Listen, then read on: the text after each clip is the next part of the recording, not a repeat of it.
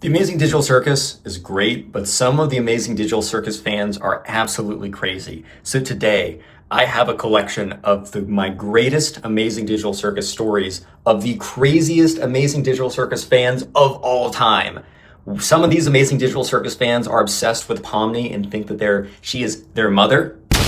Others try to start a cult around the Amazing Digital Circus, and others do things 10 times crazier than either of the two things I just said. I know you're gonna enjoy these stories, so sit back, relax, maybe grab something to eat, maybe put this on while you're doing something else, and let's just jump right into those stories. How's it going, everyone? Welcome back to a brand new video, and today we got a story time of this girl in the subscribers class who's a fan of the Amazing Digital Circus, but not a normal fan. Not a normal fan that maybe enjoys the show or is a super fan who writes their own lore and likes to talk to other people who like the show. I'm not talking about those types of fans. I'm talking about those fans that give a bad name to the Amazing Digital Circus. I'm talking about those fans, or any fan in general of any community that gives the community a bad name. I'm talking about those fans who makes whatever, anything, any show, anything like that, super sus. And is doing so super blatantly in class, and it's super weird, super cringy, but the story has a really interesting ending, so make sure to stick around for that. So leave a like in the video right now to claim your free nothing. Subscribe to the channel if you're new, and let's just jump right into the story. Anyway, so we're going to call the subscriber who submitted the story Will. And anyways, there's a girl in Will's class who is a sus fan of the Amazing Digital Circus. So if you don't know, real quick, and I learned most of this a second ago, so if I'm wrong about any details, don't pitchfork me in the comment section. I am doing my best. Basically, the Amazing Digital Circus is a web cartoon show type thing that's on the internet, is extremely popular, and it follows many characters, but the main one is I think her name is Pomni. If I totally mess that up, I'm going to use that name throughout the story because it's part of the story that I was told. I already apologize. I'm sorry. Anyways, though, so there's a lot of fans on the internet, right? There's a lot of people that can like, and there's nothing wrong with it. In fact, Will, the subscriber, told me that he was kind of interested. And in fact, it all started, the only reason he knew this girl was because they both had an interest in this show, and it started off nice, a nice introduction. Let's start there. So anyways, there's a girl in Will's class. We're going to call her Ava, right? Anyways, so Will and Ava don't know each other. But this show, The Amazing Digital Circus, comes out on YouTube, or it's a YouTube show. It's not a show that comes out on YouTube. It really is a YouTube-based show. And they're really excited about it. They talk about it. Part 2, or the second episode, came out, I think, maybe 2 months ago or a month ago. And they're both really excited about it, and they're both individually talking to people about it. So Will's like going around being like, hey, like any of you guys like in the class. Okay, so this, to set the scene, this is before the class starts, and Will's like going around. He's like, hey, like anyone in the class like know about like, oh, did you see the new episode of The Amazing Digital Circus? Oh, did you see it? Like, it's so cool. No, none of his friends, all the boys were like, dude, what? Like, I literally don't even know what that is. I think like one kid knew of it, but just wasn't watching it at all. So, and Ava was doing the same thing. And Ava was going around to all of her friends or all the girls, and it's like, oh, like, did you see this new episode of The Amazing Digital Circus? And everyone's like, no. So Will and Ava are like going around their class asking people, because they're just both, because Will's a pretty big fan. Obviously, Ava and Will are both big fans. Ava's a little bit of a different type of fan, as you will see. Wink, wink, nod, nod, cringe face emoji, right? As you will see. However, you know, they're going around, they're talking to people, and that's when they both overhear each other asking other people if they saw the new episode. So they both turn around, almost like it was in a script, like it was perfect. Will and Ava both turned around as they both at the same time heard each other asking other people if they saw the new episode of The Amazing Digital Circus. So they turn around, and they were like, oh, hello there. Like, I didn't expect to hear someone going like, have you, and like Will's like, have you seen the new episode? And Ava basically completes his sentence being like, of The Amazing Digital Circus. And they're like, and then they go into it for like 2 hours, like 2 straight hours. It's crazy. I mean, I don't know. It's not crazy. It's totally understandable. if you really, really are interested in something, and I am really, really interested in a bunch of random niche things that not a lot of people are interested in, so I can totally relate to this. If you're really interested in something and no one around you has anywhere near the passion or interest, or not even enough to listen to you, right? And then all of a sudden, you find someone with the same level of interest, or at least near same level of interest. Yeah, I totally understand just talking to them for hours and hours about whatever's going on. Totally understandable. So very quickly, Ava and Will become fast friends, and Will's like, Will still hangs out with the boys, and he still does he doesn't really talk to Ava or hang out with her if it's not related to them discussing the new Amazing Digital Circus, whatever, or their theories or their favorite parts, or I don't know, right? If it's not about that, they're not really hanging out, which is fine. I don't really understand. Some people think, oh, if you hang out with someone for one thing, you must hang out with them for everything. They must be a universal friend. I'm like, I don't know. It's like you got friends on your baseball team that you chill with, and you don't necessarily need to go to the movies with them. I don't know. I don't think everyone needs to be an all-purpose friend. That's fine. Different people can have different things. But anyways, not to get on a tangent. So things are great. Will's really happy because, as you can tell in the very beginning, not a lot of other people shared his interest in this show. Not a lot of and the one dude who did know was like, yeah, bro, I'm aware of it, but I literally have no idea what it is. I really don't know. I know of it. I've seen it. I know it's very popular, but I couldn't tell you the first thing about it. That was the level of interest that Will was aware that people had, and then he found this girl who was obsessed with it. Little did Will know that this was about to go downhill very quickly. Anyways, so one day, about a week later, Ava and Will are hanging out at lunch. And most days of the week, Will's hanging out with the boys at lunch. But every once in a while, he'll have maybe one day of the week. Because he also doesn't want to completely abandon the boys. Because he's he's found a super fan also about the show, wants to hang out with them. But he also wants to make sure he keeps his other friendships because, I don't know, he doesn't really feel like he and Ava, Ava's going to fill in every other gap, right? That's probably, it's not the vibe. It's not what he's feeling. Anyways, though, so sure enough, him and Ava one day are just kind of sitting at the table. Maybe about a week later, things are good, things are chilling, or so it seems. And Ava's like, hey, I just wanted to, I don't know. I wanted to make sure that you were truly a super fan of the Amazing Digital Circus. And I don't know, I think today is the day I'm going to show you. And Will's like, So here's a little bit of commentary. So Ava and Will, they spent a lot of time together.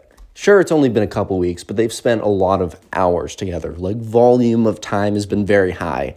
However, it's been very specific. It's been very niche in the category of time. His understanding of Ava is still extremely one-dimensional. Even if it is very tall, it is extremely one-dimensional.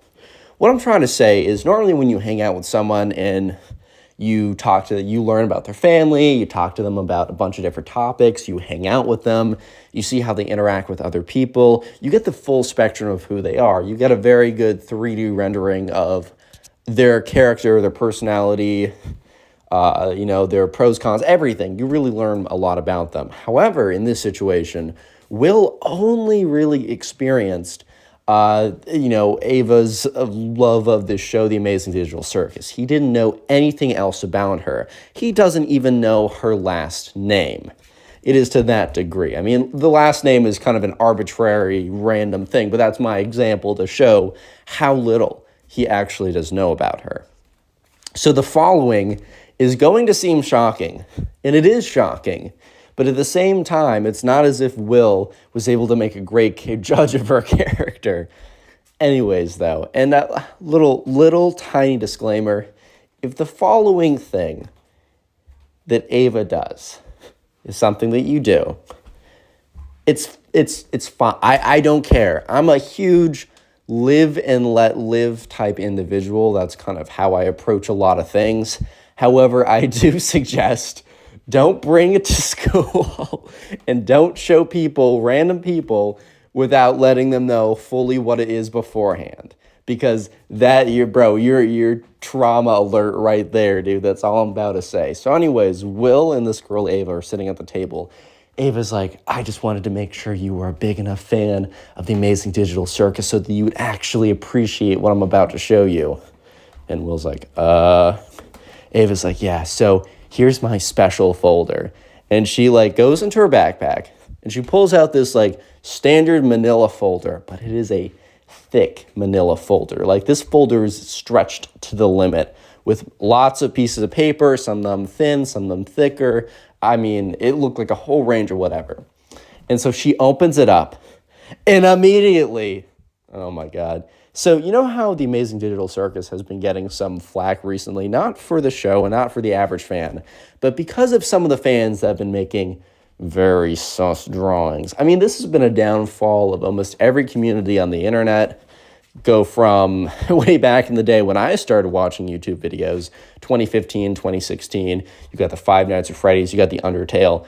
They got bad news in their bad rep in their community for this reason too. Look, bro, if you're going to be drawing these sus images, do not show random people. So anyways, Ava opens up the folder and Will is like, what the hell? Like, he's like, oh my God. He's just sitting there and he's just looking at Pomni. But she does not look like she looks like normally. If you guys are catching my drift. Brother looks a little different is all I'm trying to say, if you know what I'm trying to say. Yeah, so Will's kind of just sitting there at the lunch table. First of all, he's just in complete shock. And Ava just does not recognize this, or if she recognizes this, she's purposefully ignoring it, and she keeps leafing through all of these other drawings. And Will says, the drawings were technically very good in the fact that she is quite a good artist, but it's like you're using your powers for evil. Anakin, you were supposed to destroy the Sith, not join them. Yeah, so Will's is kind of sitting there like mouth almost open, like, what? He's like, what? Why would you think because I like the show that I want to see them without clothes on? Why would you think that? Why would you think? It's like, why would you think that, bro? Why would you jump to that conclusion? My brother, why would you jump to that conclusion? It makes absolutely no sense. Yeah, so sure enough, Will is kind of just in shock. And worst case scenario ever happens. Two of Will's boys walk over. And Will's like, yo, yeah, you got to put that away. She's like, what? And she, just in time, closes the manila folder. And Will's boys walk over and they're like, yo, Will, like, we're about to go to sixth period. Do you want to join us? And he's like, yeah, I should go. Looks at Ava's like, yeah, I got to go. And so Will gets up. Looks like he's seen a ghost. Looks like he's seen the resurrection of his like dead grandmother at this point, bro. Like he's not looking good, but he's not looking healthy at the moment. It's not a good situation. It's not a good scene. Anyways, though, so sure enough, the subscriber, Will is just walking with his friends, dead silent. Because right now, he's just been traumatized. He's internalizing what he just saw. And, so he's walking with his friends. His friends are like, dude, like, are you good? Like, something happened to you? Like, are you okay? Will's like, yeah, no, I'm fine. They're like, okay, well, I don't know. Okay, fine. We're not gonna dive into it. That's another thing with guy friendships. Sometimes, like, we understand when, and huge generalization, by the way, but at least my guy friendships. Sometimes you know when to make sure you're there for someone. Sometimes you also know when to give someone space. Different people require different things. Anyways, though, so we're Will's going along, goes into class, really just going through the motions because the whole time he's like, oh my God, dude, what? My friend is like, he's like, oh man, like, because at this point he's like, okay, I gotta close up shop. Either we never discuss those things again. He says, okay, like, because Will's thinking right now, I enjoy talking to her about the Amazing Digital Circus. She's the only one here who likes the same thing I like. However, There's no way I'm going to be caught chilling with her looking at that garbage, bro. Like, I'm not trying to see that. He said, I'm already, like, messed up enough from that. So he's kind of just sitting there thinking, okay, so it's either we never talk about it again, I make it clear, and we're able to talk about the other things, or I just have to close up the relationship and just, I don't know, watch it on my free time. Go on internet forums. I don't know, go on frickin' Tumblr or something. Is that even around anymore? I don't know. Anyway, I'm really getting aged in my comments, man. 2016 internet was something else. All I'm saying, 2016 internet, something else. Yeah, so anyways, right, the subscriber, he's kind of just like, okay, next time I see her, I gotta just let her know. So the subscriber is walking back to his locker, and he only has class with this girl 2 times a week. So he's like, okay, next time I either bump into Ava or I'm in class with Ava tomorrow, like, I'm just be like, hey, like, it's cool that you like to do whatever you want with those characters, but I'm really trying to, I'm not a fan of that, so let's just stick to talking about, like, the main series. He said, yeah, it's going to go over great. She's definitely not some crazy psychopath who's going to start stalking me, and, well, I don't want to give away the rest of the story because it's about to get pretty juicy, and if you made it this far into the video, then congrats, it's going to pay off pretty good. But anyways, right, so he's like, yeah, it should be fine. So he's walking to his locker, and he sees a girl that looks like Ava, like, standing outside of his locker. It's very weird. It's one of those lockers, like, in the, high school, middle school, because every like, public school has slightly different lockers, I've found. It's kind of like the row of lockers with the vents on them that you can, like, open up, whatever, like in the movies. Or, well, I don't know. Because I know some public schools have it differently. Some are inside, like, rooms. Some are in hallways. This one's in the hallway. So he sees a girl that looks like Ava standing outside of his locker. He's like, that's really weird. And this girl kind of, like, looks at him and then starts to run away really quickly. So Will, dude, what? So Will goes up to his locker and he opens it up and he sees a piece of paper face down in his locker, as if something was pushed through his vent and made it face down. So he goes in there, grabs the piece of paper, flips it around, and it's another one of these without closed drawings of one of the the Amazing Digital Circus characters. And Will's like, dude, what? And he, like, immediately, like, crumples it up, puts it in his pocket. Because, one, he's not trying to see that. And also, two, he's not trying to be seen seeing it. Real quick, if you made it this far into the video, comment circus down below. That'll be the secret word of the day, and I'll see how many people, like, the names and faces of people who made it this far into the video. I've seen people commenting, oh, you can look in the, the analytics. Yeah, I can actually see the exact percentage of people to the second watching it this far, but percentages don't give me names and faces, and I enjoy names and faces. Also, comment down below what you do while watching my videos, as I found it really interesting. I found it yesterday. Someone was putting together a Lego set. That's sick. And if you don't know, the best way to support the channel is just let these videos play in the background while you're doing stuff. Watch a bunch of the videos. Go to sleep to one of my compilation videos. Actually, genuinely helps out the channel a ton. So please let me know in the comment section down below if you are doing this. And by the way, if you're a Spotify listener, make sure you follow the podcast and rate it at 5 stars, as that does help out. And if you're new to a podcast, go ahead and vote on the poll. I think that helps out, or at least Spotify likes it. Anyways, so at this point, okay, Will's like, okay, I've had enough. Like, this is a little ridiculous. So the next day in class, Ava's in class with him. Or it's a class with Ava there. Will gets in there, and Ava's not there. Ava normally was always there. So Will wasn't ever friends with Ava, but this was a small enough class. It was like 20, 30 people that you kind of got a sense of if a kid was always coming in late or if a kid was always there before you. Like, you walk into class like a minute before or something, and there's like these 4 kids that are always there, right? Ava was one of them. So now Ava's not there, and that's weird. He's like, okay, is she ducking me? Like, is she ducking me here? I really can't tell. And so, Ava's, like, not there. So Will sits down near his friends. Sometimes he's sitting next to Ava in this class now because, it's a friend. Now it's questionable. So anyways, 2 minutes after class, the teacher's already talking. Ava comes through the door. Teacher kind of turns and looks at Ava like, what? You're always one of the first. You're normally here before me.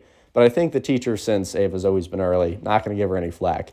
Ava immediately basically power walks to the end of the room, to the very, very back of the room, and sits there.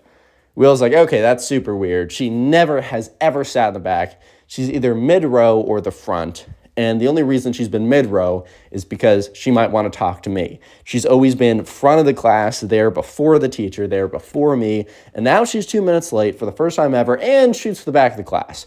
There is a few seats open in the back, a few seats open in the middle, and a few seats open in the front. So if you're thinking the only seat available is in the back, you're not correct here. So that was kind of weird. So at some point, Will in the middle of class is like, okay, let me at least look at her. So Will kind of like tries to be all sly and like, oh, I dropped my pencil. Now I have to turn around. He could have done the same thing of like, oh, I'm going to go crack my back. And there's a million ways that you can fake look behind you, right? Dropping your pencil is a classic. So he drops his pencil, goes to pick it up, and as he picks it up, he looks up, boom, makes direct eye contact with Ava, and she's staring at him with a terrifying stare. And Will immediately turns around to you, and he's like, oh my God. Yeah, so that was kind of weird. So at this point, Will's like, you know what? No. I'm putting an end to this. I'm going to wait. I'm going to be very quick to get out of my seat. I'm going to wait at the door, and I'm going to catch her on the way out. So anyways, class ends. Will grabs his stuff, almost bolts for the door. He sees in the corner of his eye that Ava's like almost sprinting at this point. It's weird. He gets to the door, and he stops there. And when Ava goes through the door, like a second later, he's like, hey, Ava, can I talk to you? And Ava looks at him. And then sprints away down the hall. He's like, hey, yo, where are you going? And, Will's not going to sprint after a girl because that looks kind of weird. And you probably shouldn't get in the habit of doing that, okay? Tip to the gentleman in the audience. By the way, I still have the flu, but I'm grinding these videos for you. Maybe because it's December and it's the best ad month, but also because I will stop at nothing for your entertainment. The flu, easy, boom, bodied. I'm actually posting more videos than I would without having the flu, just to prove it has nothing on me. But you can also leave a like in this video if you haven't already to give me 1 like equals 1 prayer for me getting over the flu. And also my voice sounds weird, sorry. Anyway, so he's not gonna run after the squirrel. Like, no, I'm not gonna do that. So anyways, he's kind of just contemplating what he should do. And he's walking to his locker. And that's when he goes to his locker and he opens it up and it's just bombarded with a flood of pieces of paper. Like he opens up his locker and all these pieces of paper start floating out. And immediately, there's other people around him. So he has a feeling that they could be what he thinks it is because he did not put these in there himself. So he immediately starts quickly swatting at the air, trying to grab all the paper he can, grabbing it, going on the floor, scooping it up, and just crumpling it up and trying to push inside his locker, slams his locker shut. People around him were looking, but thankfully for him, they didn't see any of the pieces of paper. So now he opens up his locker again, very slowly, because before he opened it up nonchalantly and everything flew out. So he opens it up very slowly, reaches in, grabs one of the pieces of paper, unfurls it, and sure enough, it is a sus image. By the way, I want to make it very clear, this is extremely not okay. In fact, you could very likely get suspended, if not suspelled, I'm a genius, expelled. And if you're an adult doing this, you could very well go to prison. This has to be some kind of harassment or stalking, or this is something very bad, right? Maybe it's a little different because they're in middle school or high school, but this is messed up. So we're going to call the subscriber who submitted this story Tommy, and you can submit stories to my Instagram, Connor Pugs. Just follow me and send me a message on there. Anyways, so Tommy went to school, and in this school, there was a girl, and we're going to call this girl Kate, right? So anyways, Kate was a little bit of a strange girl. Very strange. I mean, she does almost burn down the entire school over My Amazing Digital Circus, so I mean, she didn't have all it together, right? It's not like there wasn't a few screws loose at a minimum. So she was a little bit of a weird girl. She got a little bit of a reputation. And Tommy told me that, he did kind of feel bad for her prior to all this. But before, because of her being her quirks and being strange and all that, she didn't really have a lot of friends. And this all started one day when Tommy and his boys were sitting down at the lunch table and, they saw Kate was sitting by herself. That made them feel a little bit bad. She had her iPad out and her earbuds in. And I just want to interject really quickly and say there's nothing wrong with eating a meal alone. I actually will sometimes, if none of my friends want to go to a restaurant I want to go to, I'll drive there and I'll eat alone there and I'll enjoy the experience. However, this was not an experience that, Kate was necessarily enjoying, and it was kind of obvious, and that's at least what Tommy and his friends inferred. They don't know the inner workings of her mind, and they would soon find out that there's a lot more going on there than what met the eye originally. But, they made an assumption that, wasn't a fun experience for Kate. So Tommy and his friends were like, I feel bad for that girl. And it's a little ironic because a couple days later, it would be a completely different situation. But later on, Tommy had a class with this girl, Kate. And every single day, she would come in and she'd sit in the way back of the class, kind of away from other people. It's sad. It's a situation where my freshman year in high school, I didn't have the most friends either. I struggled in that department. By the end of it, I was very, very satisfied with the friends I had, and I was happy and had a great experience. But I can definitely relate to it not always working out. So Tommy sees this, he feels kind of bad. And every single day, Kate would come in, she'd walk to the back of the classroom, and a lot of times she'd be whip out an iPad and put in headphones or earbuds, totally checking out the class. And normally every single day, the teacher would kind of just let this happen. So most days, the teacher would kind of just let this go by. Kate would come in, she would kind of obviously be on her device, and generally the teacher was fairly strict about, you can't be on your phone, or at least if you're on your phone, I don't know if you guys do this, but you'll whip it out under your desk and you'll slyly check it. I bet it's actually quite obvious for the teacher to see what you're doing. However, you're not being distracting, right? However, you definitely were not allowed in this class to be blatantly on your phone, distracting other people, stuff along those lines. And the teacher was pretty good about enforcing it. However, Tommy makes the assumption that the teacher kind of let a lot of things go for Kate because teachers are a lot more aware of what's going on than you might think. I remember when I was in middle school, I remember speaking to one of my teachers, and this was probably a little bit weird of my teacher to say, but she was like, do you think these two kids are still dating? Weird thing for the teacher to say, but I was completely shocked because it wasn't I thought we were a lot more secretive about it. I thought the drama of the world of you guys, especially if you guys are in high school or you're in middle school, low key, on the low, the teachers actually know all of your business too, especially if the school is small enough.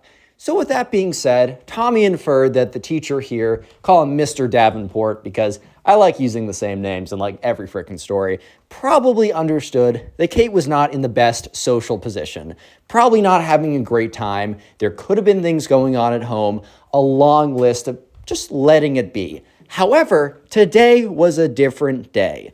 Today, Mr. Davenport must have woken up on the wrong side of the bed, or something was different. Because Mr. Davenport no longer had the tone of, I'll just let this slide. Today, Mr. Davenport was very, very insistent on making sure that Kate was to pay attention. So let me paint the scene. Tommy, after sitting at the lunch table with his friends, feeling bad for Kate, walks into class a little late. And Mr. Davenport normally wouldn't call him out. If someone walks in a minute or two late, who cares? On the low, who cares? But today, Mr. Davenport's like, Tommy, you're 2 minutes late. And Tommy's like, hey, I'm sorry about that. It won't happen again. He's like, it better not happen again. So Tommy was like, whoa, where's this aggression coming from? I don't know if you guys can relate to this, but sometimes teachers will just have off days, and it's so apparent. And on those days, you always have to be on your best behavior. So anyways, Tommy walks in, it's kind of whoa, what's up with this guy? And, he sits down, and, Kate is in the back of the class. Kate didn't get there late. She was there on time. But she was very much on her iPad, that she normally was. And anyways, Mr. Davenport was like, Kate, like, can you please put that iPad away? I want you to pay attention today. It was a little bit rude to word it like, I want you to pay attention today because I know you're not paying attention any other days. Was he wrong? Absolutely not. However, I don't know if I'd word it like that. And Kate kind of looks up and like puts the iPad down. And a couple minutes later, Tommy kind of like looks back and because the teacher's talking about something and he's not really paying attention and sees that Kate has once again taken the iPad out. So unfortunately for Kate, the teacher must have been continuing to be on his not so good mood and he caught in the corner of his eye Kate on her iPad again with her headphones in, watching some YouTube video or something. And this must have set him off. Tommy and I don't really know what happened to this teacher. Like, I don't know. Did he get divorced? His car totaled? His house taken away from him? His 15 grandmothers blew up? I don't know, man. But for some reason, he was not in the mood today. And unfortunately, as you can tell by the title of this video, maybe Kate was not the one to go off on.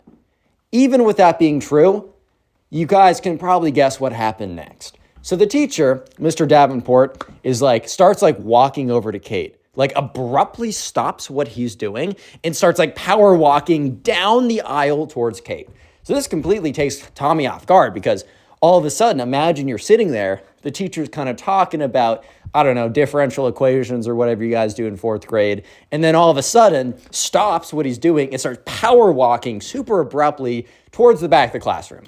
So Kate is very much not paying attention. So she doesn't even pick up in her peripheral. Because I feel like if I was sitting there or you were sitting there, you'd at least see in your peripheral someone coming super quickly towards you as if like a slow motion bullet or something. But no, Kate did not. So unfortunately, the teacher walks all the way back there and yanks the iPad out of her hands, which startles her. She's like, what? And the teacher's like, aha, I just wanted to see what is more important than my teachings. And he looks at the iPad. He's like, the Amazing Digital Circus. Okay, goes up to the front of the class with the iPad. Kate is super embarrassed at this point. And remember, she is definitely not in a mental place to have this happen to her, is what I'm going to infer. And the teacher's like, what is this garbage? And is watching the anime. And by the way, for some of you guys that are confused, the Amazing Digital Circus I don't know much about it, but it's an extremely popular YouTube cartoon series that a lot of people liked, and it got hundreds of millions of views. One of the most popular kind of unique and original animation series we've seen on YouTube since the 2010s, the OG animation era. So it's very popular and it's very well liked. But this teacher just starts ripping on it. And at this point, I think it must have had some emotional significance to Kate or something. She starts getting really defensive. She's like, you can't be speaking about the Amazing Digital Circus like that. That's ridiculous. And she gets up and she's almost yelling at the teacher. And the teacher, once again, this is not his day, starts firing back. It gets really intense really quick. So yeah, it's starting to get really intense. Tommy's starting to get uncomfortable. The whole class, honestly, is starting to get uncomfortable at this point because this is just not a good look for anyone's. And it's basically just a screaming match between Kate and Mr. Davenport over if the Amazing Digital Circus is garbage or not, which is such a kind of an immature thing for the teacher to do. I genuinely don't know what was wrong with the teacher for doing this. You might be thinking, oh, Kate should be screaming back. And obviously the thing Kate's going to try and do eventually is not justified, and I'm by no means implying such. However, I do want to still note that what the teacher did here was, guys, come on. You can't be screaming at a child that what they like is stupid and garbage. Bro, you woke up on the wrong side of the bed today, buddy. Anyways, though, eventually Kate says, take that back or else. And the teacher's like, or else what? And then Kate storms out of the classroom. And the teacher, puts down the iPad and then pivots back to the board and starts teaching like nothing just happened. Buddy, are you really expecting that? You're really expecting us to not react like you didn't just go crazy on some 12-year-old and then to immediately flip back to teaching whatever you're teaching. You can't just be doing that. Anyways, so the class just goes on and everyone's just like, whoa, wait a minute. So yeah, they're kind of Tommy and the other classmates were sitting there kind of weirded out. But Tommy sat there and he's thinking for a second, what is that girl going? Because like she did, don't forget, right before that, she was like, take that back or else. The teacher doesn't take it back. And then she runs away without clarifying the or else. So Tommy's like, I wonder if she's going to do the or else, whatever that's going to be. So anyways, the rest of the day continues on. And that was towards the end of the day anyways. So the bell rings, the day's over, but Tommy just sees a lot of there's this weird energy. And it's a little bit hard for me to specifically articulate it perfectly what I'm trying to say. But there's an energy through what the teachers are looking a little tense because they're talking to each other. Some of the students are starting to pick up on something's going on. You know, if you're in a room of 100 people and 10 of them know something and they start acting weird, then the 10 of the people that are next to them are going to pick up on those 10 acting weird, and then they're going to start to act weird.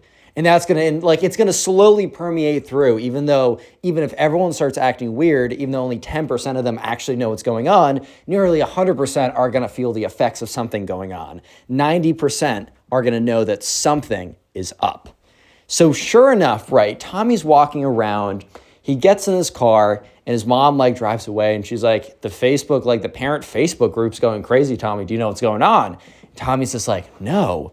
And so the rest of the night, it's crazy. Tommy's in his room and he's talking with his friends why is everyone being weird? Why is everyone acting strange? And that's when Tommy's mom's like, hey, Tommy, can you come down here for a second? Real quick, though, if I could have 30 seconds of your time, which sounds fair enough, if you haven't already done so, and if you've done so, ignore this and you can skip 30 seconds ahead. But in the description, there is a link to a Google form. It's going to ask for your name and your email. If you are interested even mildly in how to grow a YouTube channel, or you have a channel and you want to know how to grow it, you don't have a channel, but you want to start, or maybe you don't have any plans to start a YouTube channel or social media, but you just find that stuff interesting, make sure that you go down to that form, submit your name and your email address. That's it, nothing more. And I'll be sending every once in a while, once or twice a week, just kind of cutting edge advice that what I'm talking to with my friends, with millions of subscribers, with millions of followers, with whatever, all the people in the industry, the stuff that I'm talking about with them, I'm going to send out to you absolutely for free. Sound fair enough? Anyways, let's get back to the story. So sure enough, right, Tommy comes down, and you already know when your mom's like, hey, Tommy, can you come down and talk to me for a second? Uh-oh, something big went down.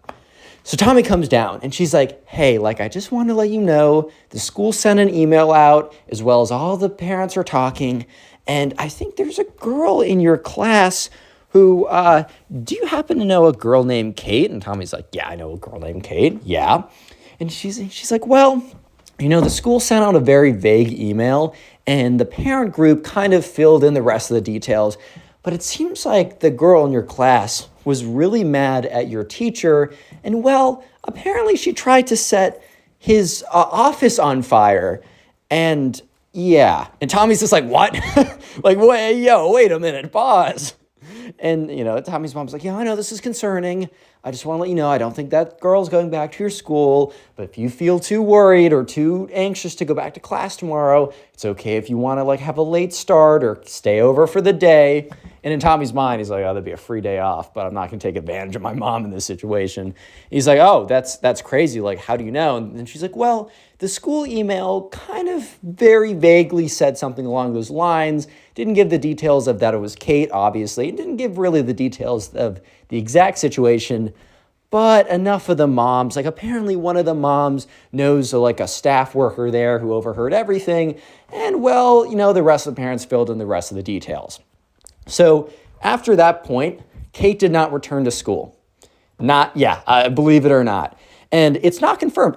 Tommy cannot say without a shadow of the doubt that this is true. However, all the details seem to confirm it as being absolutely true. So we're going to call the subscriber who submitted this story Jake. Anyways, so this all happened one day in class. Jake's in the 8th grade. He's kind of chilling. They're in a Latin class together. Dude, I loved my Latin class back in the day. Best vibes of all time. Giving me some crazy throwbacks when I read this story that was submitted to me.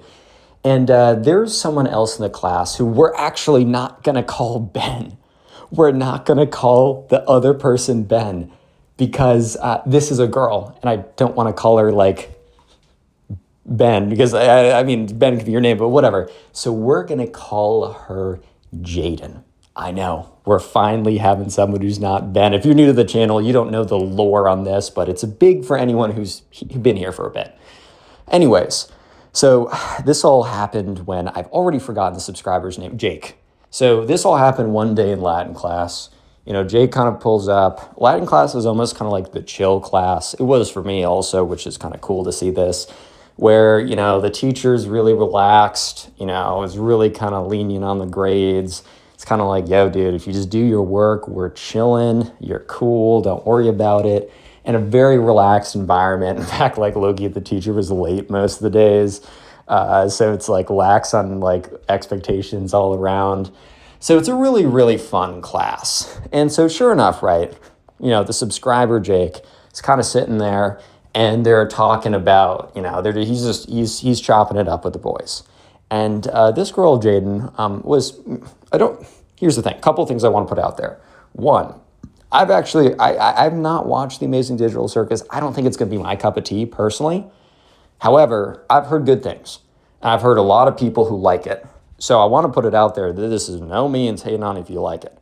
I like a lot of things that are like, I can totally get it, like being dunked on, right? Like, I got a math degree. I will sometimes sit there and read a math book. Like that is the biggest nerd thing of all time. So I'm not dunking on you, to be super straightforward with this, right? So that's number one. And I just want to put that out there. Anyways, but with that being said, similar to other stories that I've told on the channel, there's certain levels of obsession where it gets a little bit, unhealthy. Cue the movie Obsession, right? Not to that level, but such as like Minecraft kids. There's been stories of Minecraft kids going way too crazy. And I love Minecraft. It's my OG game, so no hate, right? Or Roblox kids, or kids who love Skibbity Toy. Like, it's like, you can like what you like. You can actually be obsessed with things you like. But it's almost the flavor of obsession, right? Where you take things too far. You can be committed to whatever you're doing. You can have next level obsession of just like grinding, and that sometimes produces the best results of all time and the best people.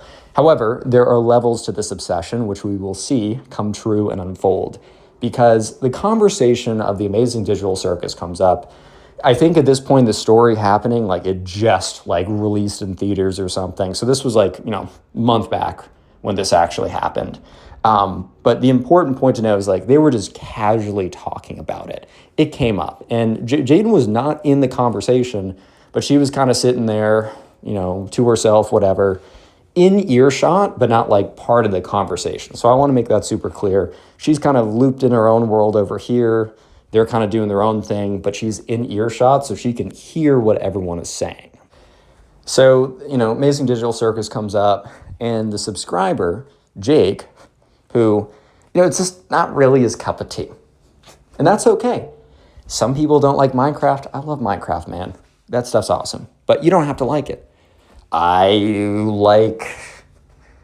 don't really have that many hobbies because I just pick one or two things I've become obsessed with. So I'm no hating. So just from, I love YouTube. I think it's super cool. I don't care if you don't watch YouTube. Well, if you're watching this, you probably watch YouTube, but it was something where it just wasn't Jake's cup of tea. And since he was chilling with his friends, he wasn't giving the most politician answer. What I mean by that is he was like, dude, The Amazing Digital Circus is trash, bro. I have no idea how anyone enjoys it. And the thing is, Jake even told me when he submitted the story is like, I didn't actually think it was horrible. I didn't even really watch it. I just see clips online and be like, this doesn't look good. And like, he's like, I was with the boys. We were, chatting it up before class. Of course, I'm not going to give I need to really think about everyone's perspective on this take. He's not going on CNN and blasting his opinion to the world. He's having a chat with his boys where I guess, and Jaden, invited herself into that conversation. So he doesn't actually think it's that bad. He's just like, dude, it's obviously not for me.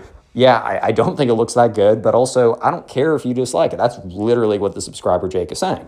But when he's with his boys, dude, he's going to say just like, you're going to be hyperbolic. I know when I'm with the boys, like you're going to say some crazy things. You're going to say things extreme to kind of get those reactions, kind of jump back and forth. Like he also said it like that because he knew one of his boys actually liked it.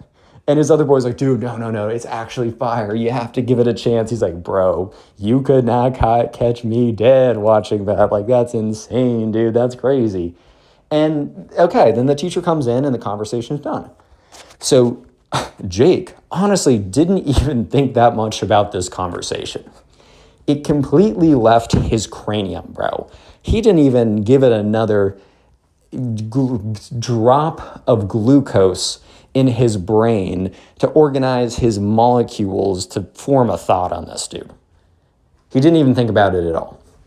Anyways, kind of going through class, and at one point he drops like a pencil. So he kind of leans behind him or kind of like turns around to like pick it up. And when he like kind of is picking up the pencil, he kind of looks up and he just makes eye contact with Jaden, someone who he does not speak with.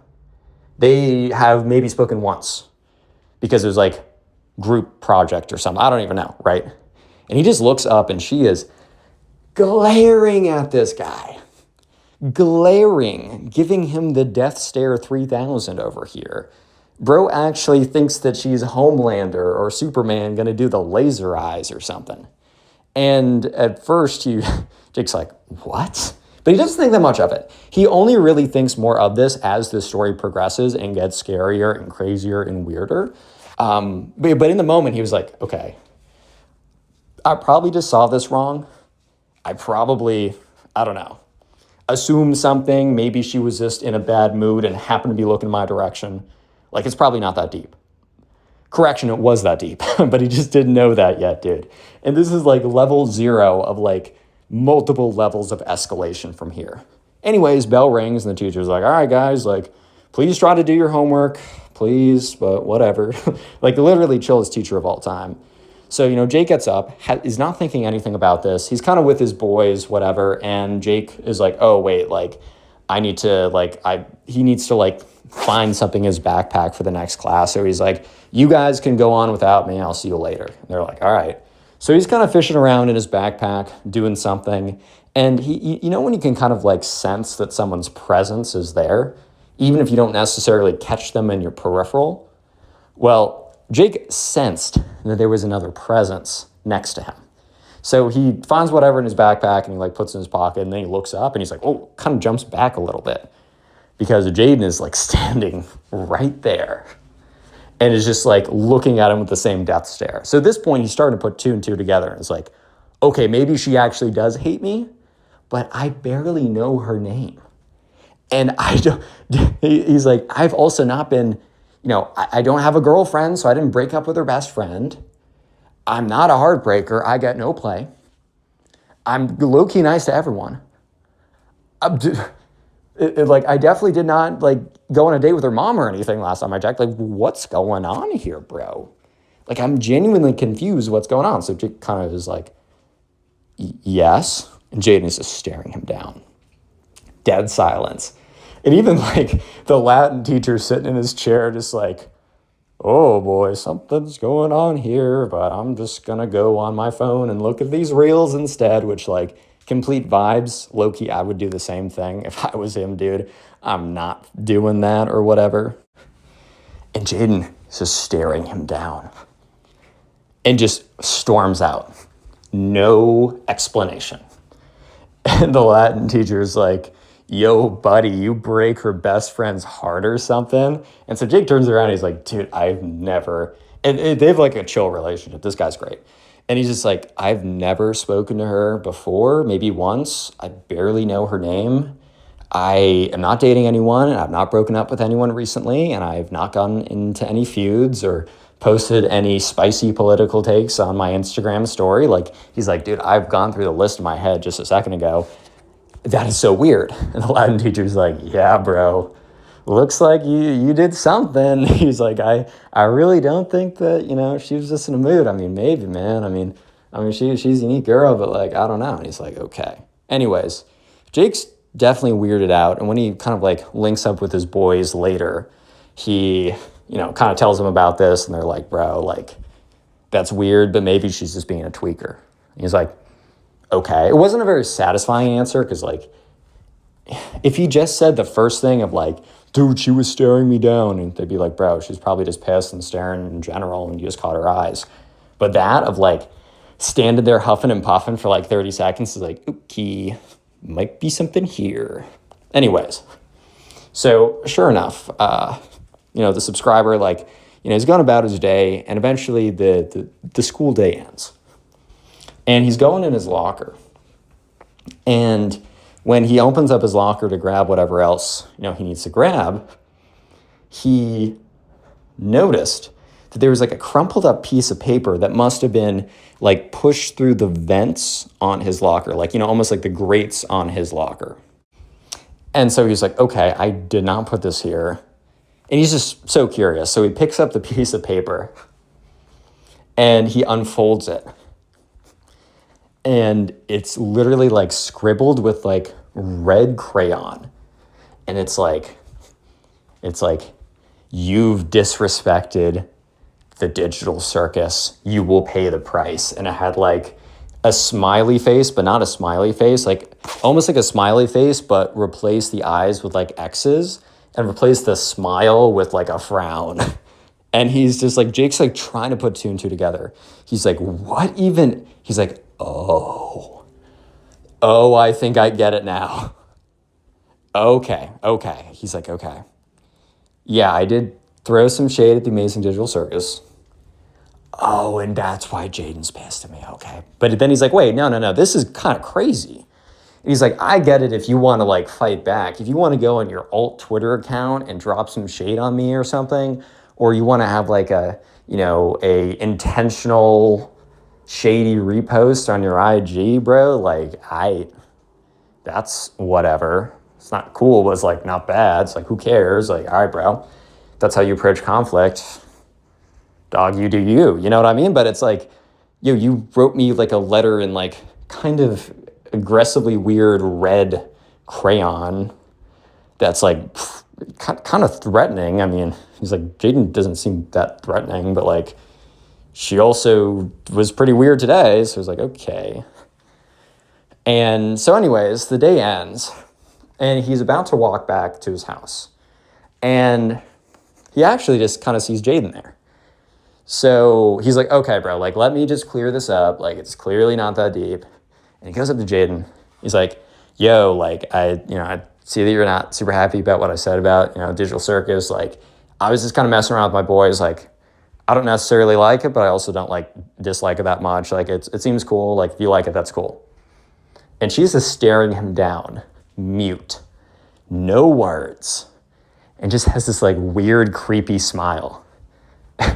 And Jake's like, bro, like, you cannot be real, dude. Like, if you want to fight back and be like, nah, like, I'm not taking that Amazing Digital Circus slander. Let's have a boxing match and, like, I don't know. We'll have Aiden Ross referee it. Like, dude, I mean, whatever. Like, okay. I'm down to pick the undercard. But, like, it's just like, why are we being so weird? He's just like, why are we weird maxing out of nowhere? It's just making me uncomfortable. So, anyways, he's like, Jake's like, okay, well, seems like we're cleared up. So, I don't really care that much about this opinion, and I was just being hyperbolic with my friends, which we're having a private conversation, but regardless, we're cool. Good. And he kind of looks at her, and she still has this kind of weird, creepy smile.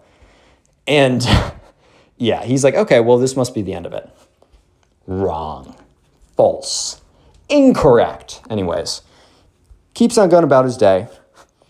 And is walking, or not going about his day, he like starts walking back home. He's on his path. And he's not really thinking that much of it. He's got his AirPods in or whatever, and just kind of, thinking about like, some homework he's got to do, aka have ChatGPT do it. Then he's going to play some video games with his friends. He's like, all right, this is cool. And he's on his walk home and he like turns a corner. So when he turns a corner, he kind of like, you kind of move I'm explaining what it means to turn a corner. Okay. You go 90 degrees and then you get a different angle, right? You can kind of see like the path behind you. So when he turns 90 degrees, he sees Jaden walking like, I don't know, 60 feet behind him. And you might be thinking, well, Connor, like, who cares if she's walking home too? It's like, that's fine. Okay, well, Jake has never, ever seen her on his walk back. And like, he's like, I don't know where she lives, but I low-key know that she does not live on my street. And this is kind of the winding path to get back to where I am. So he's like, okay, this is weird. Goes about his path, kind of takes his AirPods out. He's like, I want to be a little bit more situationally aware right now because this is starting to get kind of creepy. So Jake a couple times will kind of like look back to see if she's still following him, and she is.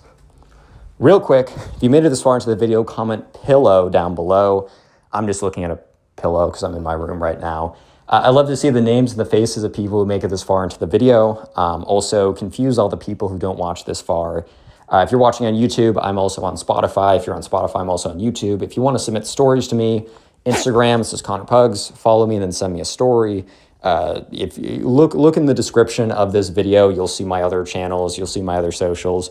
Go subscribe and follow me up on all those if you can, and let's get back to it. So sure enough, he's like, okay, dude, this is starting to get kind of weird, but whatever. It's cool. I'm just going to do some loop-de-loops. So I don't mean he literally stands there and starts like spinning in circles. That would not be an optimal strategy, but he starts doing like, you know, almost like the 4 right turn test to really, well, first he does the 4 right turn test to really make sure that she's following him. So basically, if you think someone is following you, maybe you're driving, maybe you're walking, and you make 4 right turns. So you're basically going in a circle. I mean, if you're most, roads are straight lines, so you're really going in a square. But if someone is still trailing you after going 4 right turns, unless their GPS is from Temu, bro, there's no reason for them to do that because it gets you back right to the same spot. So yeah, Jake does that, and sure enough, she's there. So he's like, okay, she is following me. So then he goes on some crazy out-of-the-woods path to going around all these different things. And then at one point, when he's pretty certain that like she can't find him, he like escapes into someone's backyard and just like hides in the bushes. It's getting kind of weird. And he's like peeking through like the bushes or whatever, and he sees her walk by. And then she stops right outside of where he is. And he's like, dude, no way. But thankfully, she actually doesn't know where he is. She just can't see him anymore. So she's kind of like looking around, trying to figure it out. And then he hears her go, ah, damn it. And like turns around. So he waits a good 5-10 minutes or so and then kind of peeks his head out. And then pretty quickly like power walks his way home. So he's telling his mom all about this. And she's like, honey, like that's really weird. Like I know that this is just some girl, but she seems really obsessed and potentially not in the right mental state. Like, have you thought about like getting like teachers involved? And he's like, no. It's like, she's weird, but like, who cares?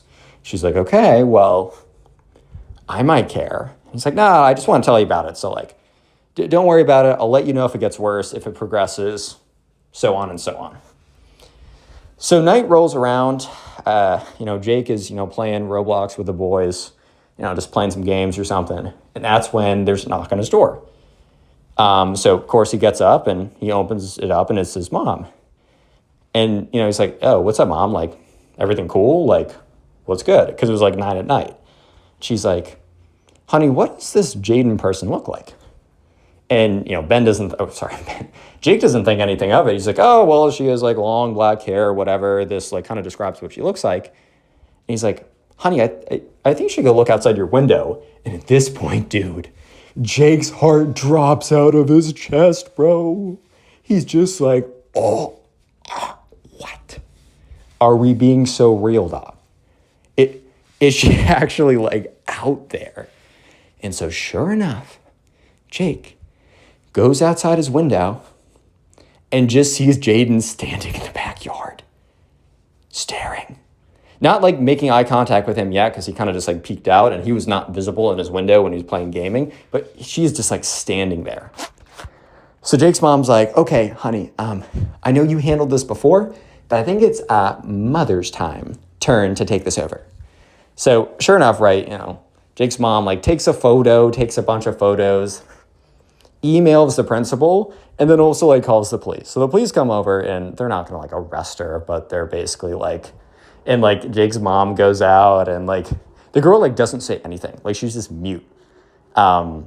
She does speak, by the way. She speaks in Latin class all the time, but she's just not saying anything. And Jake's mom's like, yeah, she's been stalking my son. It's very weird. And now she's on my property. So the police are like, okay, ma'am, like since you're underage, we can escort you back home. We're actually going to ask to do that. Please don't come on this property again. You don't have the right to do so. If they call again about you being here, you might actually get in some real trouble. Anyways, so the next day, the principal calls in Jake, and Jake's like, oh boy. The principal's like, hey, Jake, I just got this email from your mom, and I actually got the police report too.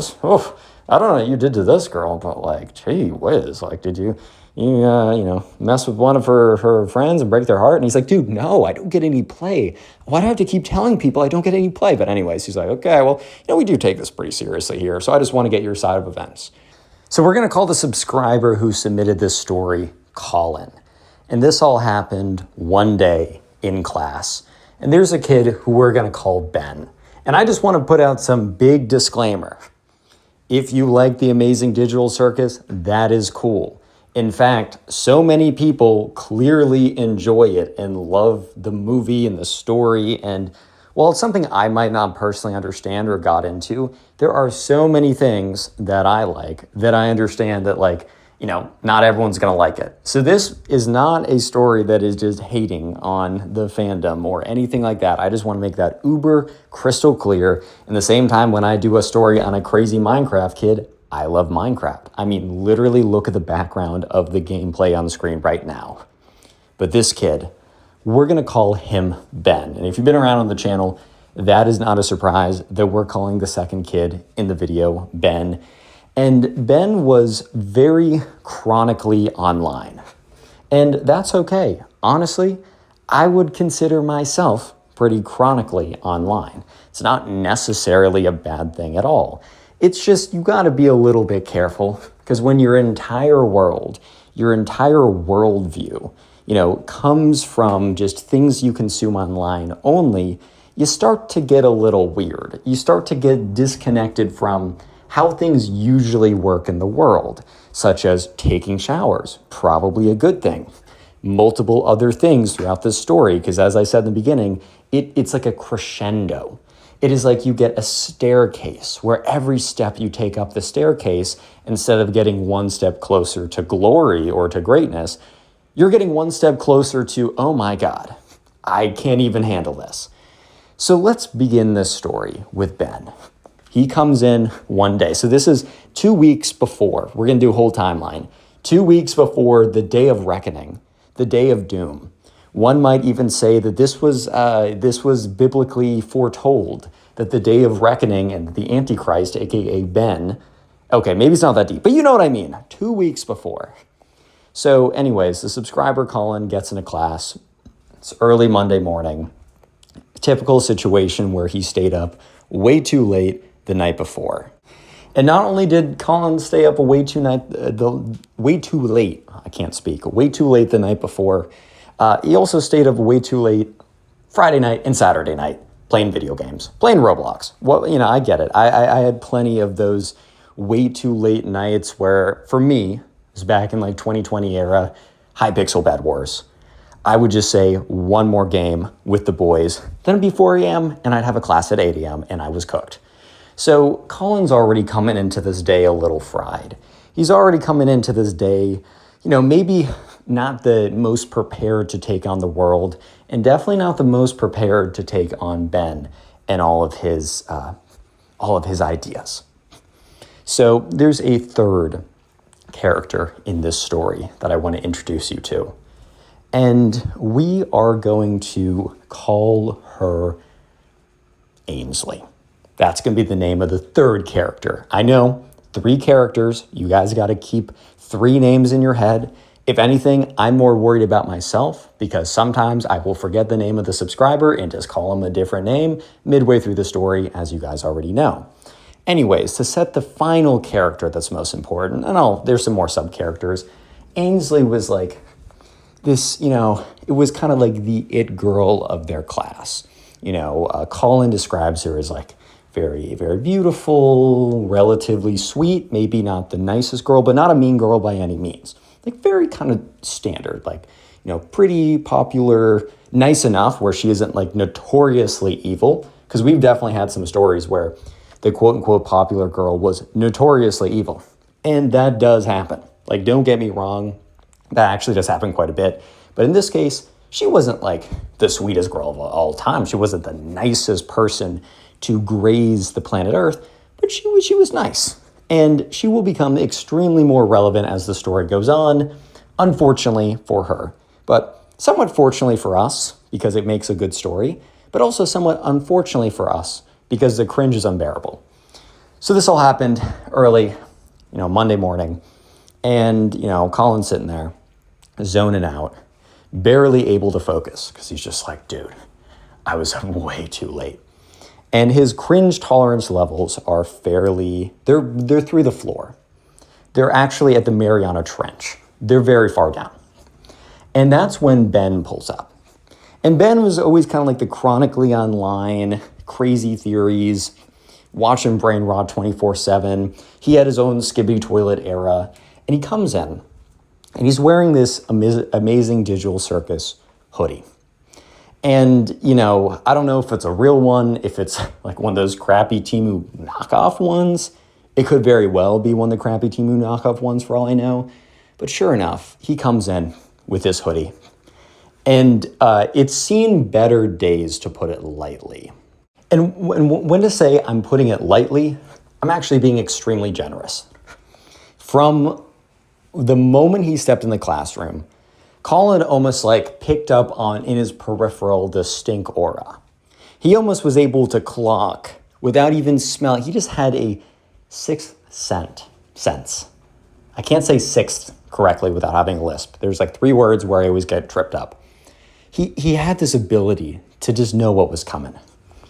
It is like the most stained, grossest hoodie of all time. You can see the lines of stink coming out of it, cartoonishly evil.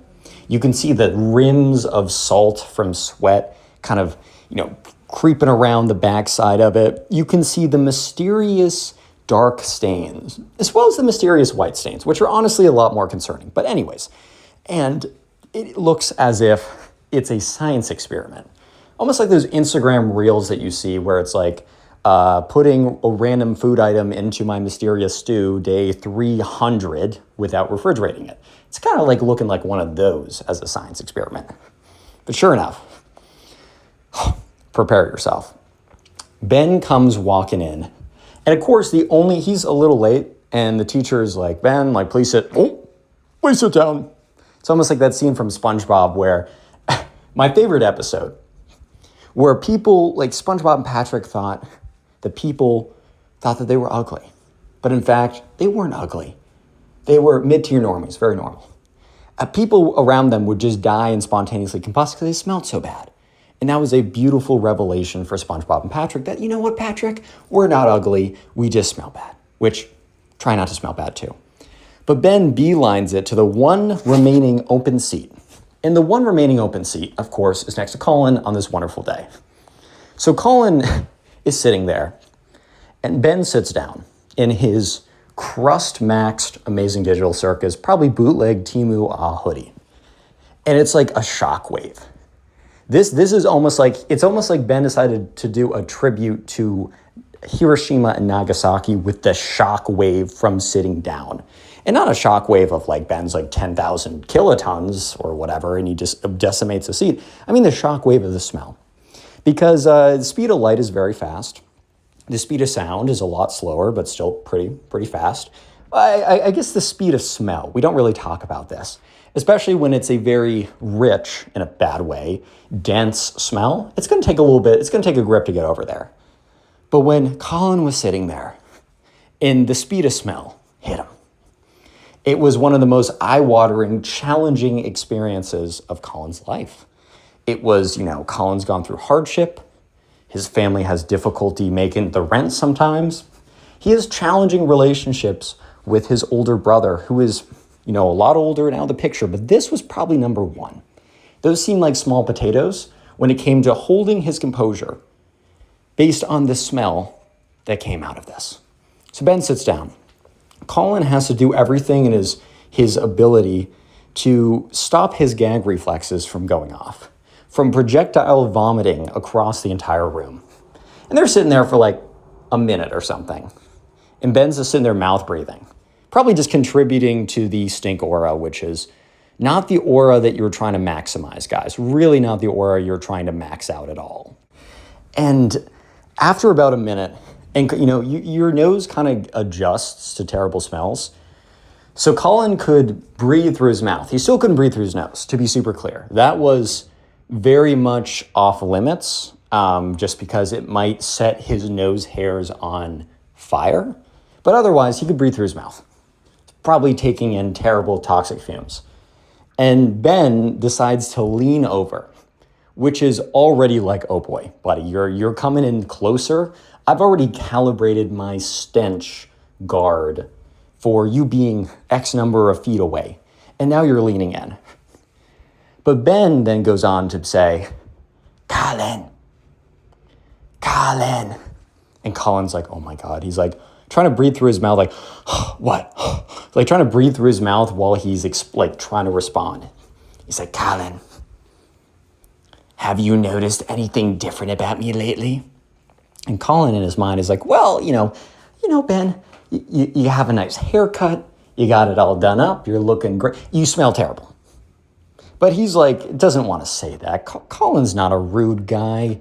All the wonderful Storytime viewers on the Connor Pugs channels are just good people, bro. And he doesn't want to say that.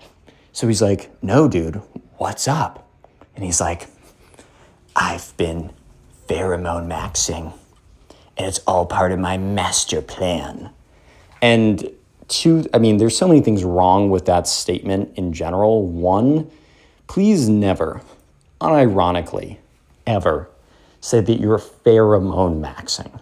There's like this weird corner of the internet that is somehow convinced that if, this is insane, hear me out. Don't hear me out, but give me a second to explain this. Essentially, they believe that this is only level one of the absurd. It gets worse.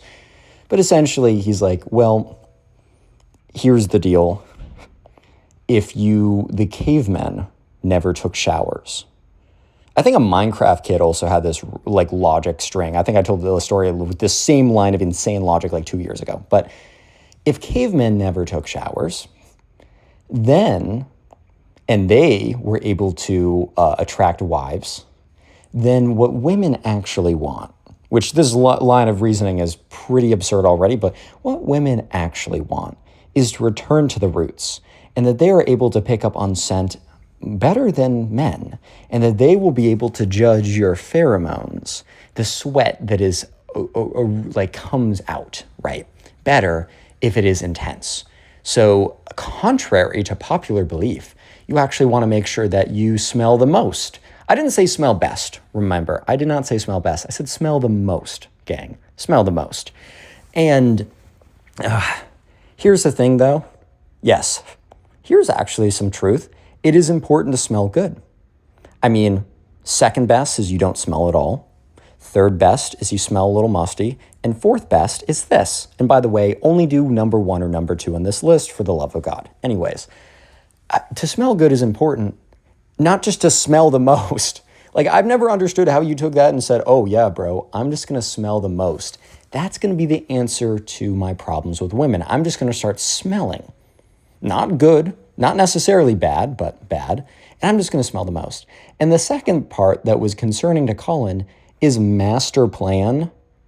Whenever a Gen Alpha brain rot skibbity kid comes in and he says that he has a master plan, that never means a master plan to get his life together. That'd be good. A master plan to ace the next assessment. It always means a master plan to pull off one of the worst cringe sequences that you've ever seen in your entire life. So Ben goes on to inform Colin of his master plan. Basically, he's been doing a bunch of research. And in that kind of research, he is planning a 2-week strategy, a 2-week game plan, grand level, chess level gameplay. Like he's a grandmaster. He is about to have 1,000,000 brilliant moves and win unbelievably 4,000 ELO level. And by the end of week 2, he says that he has a 100% chance, if not higher, which, okay, and a 100% chance, if not higher, that Ainsley will be his girlfriend by the end of it. So Colin is just kind of processing all of this. First of all, this guy came in a cartoonishly stinky aura of smell. He's explaining pheromone maxing, and then he goes on to mention a few things in his master plan to get the it girl in the class to fall in love with him. Which, I'm going to give you guys a little interactive challenge right here. I'm going to give you a couple options of what you think the plan entails. And the thing is, Colin didn't even get all the details, but he got the high-level summary. Okay, this is multiple choice. Option A, Ben is going to not talk to her, but build up the courage to ask her out and see what happens. If she says no, that's fine, he'll move on. If she says yes, wonderful, amazing, great. Okay, pre-standard play. Option B, also pre-standard play. The 2-week timeline kind of throws this one out, but maybe it's a chance. He slowly decides to develop a relationship with this girl, gets to know her a bit better, maybe works on some assignments together, asks her some questions about it, and then kind of builds a relationship beyond that on shared interests, which I don't know if they have even a single shared interest, but maybe they do. Maybe they find something niche and random. And then they develop that relationship over time, and that friendship, it's a slow burn. They realize that they enjoy each other's company. They realize that they genuinely, might even have feelings for each other. And in one of those movie level great displays of affection, Ben has a, in the rain pouring love confession, Jim Pam arc. There's a marriage that gets turned around, and then he moves out of, where the office is. And then he goes to New York City, and then he gets a new relationship. And when he comes back, because his branch is closing, he realizes the true one has been there the whole time, Ainsley, and she's waiting for him. Or option C, he's going to pheromone max, stink the place up, do some crazy stuff on social media, and end with an insane display of affection that is unmatched in its levels of cringe. If you guys said A or B, you guys are great people. You're really rooting for this kid. But if you're cynical and realistic and you chose option C,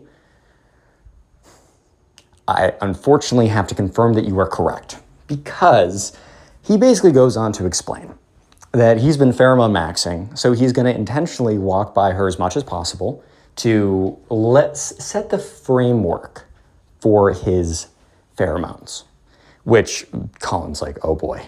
And then after that, he's going to post certain content on social media that is he's going to use social media to start to cue her in that he's into her. Bad call, bad call, bad call. And then 3, by the end of the 2 weeks, he is going to have a massive display publicly of his affection, which is going to 110% guarantee that she falls in love with him. And Ben very intentionally did not cue Colin in to the details of how this massive display of public affection will go. Probably because he's partially aware, probably because he's still figuring it out. Probably a part of it is some part of him that still clings on to a little drip and drap of reason here or there is screaming at him, no, for the love of God, don't do it. And he knows if he expresses it verbally and also to another person, that he will either listen to himself speak and then decide to never do it. And at a minimum, if someone he tells this to has any sense of being a good Samaritan, they will do everything in their power to prevent it. So he kind of alludes to this massive display of affection, but he doesn't fully admit it. And Colin is like, they're in class, by the way, and he's trying not to gag, but he's kind of like, hey, bro, like, that's cool. Ainsley's a cool girl. Like, even Colin's like, yeah, I'd love to go on a date with her. But he's like, maybe you should talk to her first. And maybe, I'm not convinced the whole pheromone maxing thing is the move. I'm not convinced that might be the best play of all time that you have.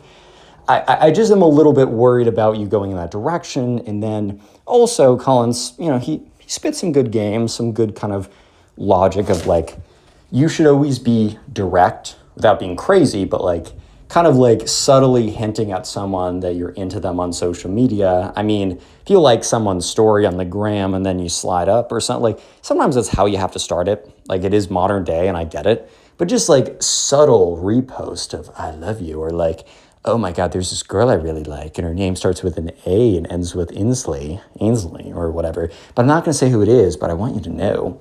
Like that's something that 6th or 7th grade, oh God, I did it to myself. You know what? You guys get permission. You can say 6-7 in the comment section. I know you want to do it. And honestly, while we're at it, secret word of the day, if you made it this far into the video, is 6-7. Yep, we're just going to spam the comments with 6-7 because I just played myself. If you made it this far into the video, comment 6-7 down below. That is the secret word of the day. And while you're down there, if you're on Spotify, rate the podcast 5 stars and follow it. If you want to submit a story like this one, these are all subscriber submitted stories, go to Instagram, look up Connor Pugs and message me the story, or just go in the description of this video. And my Instagram's down there. I got some other side channels I run as well. Sub to those, follow me anyways. Posting weirdly on social media to try to get affection, that's something our 6th or 7th grade Connor would do. He was also writing crazy love letters, but we'll get to that maybe down the line.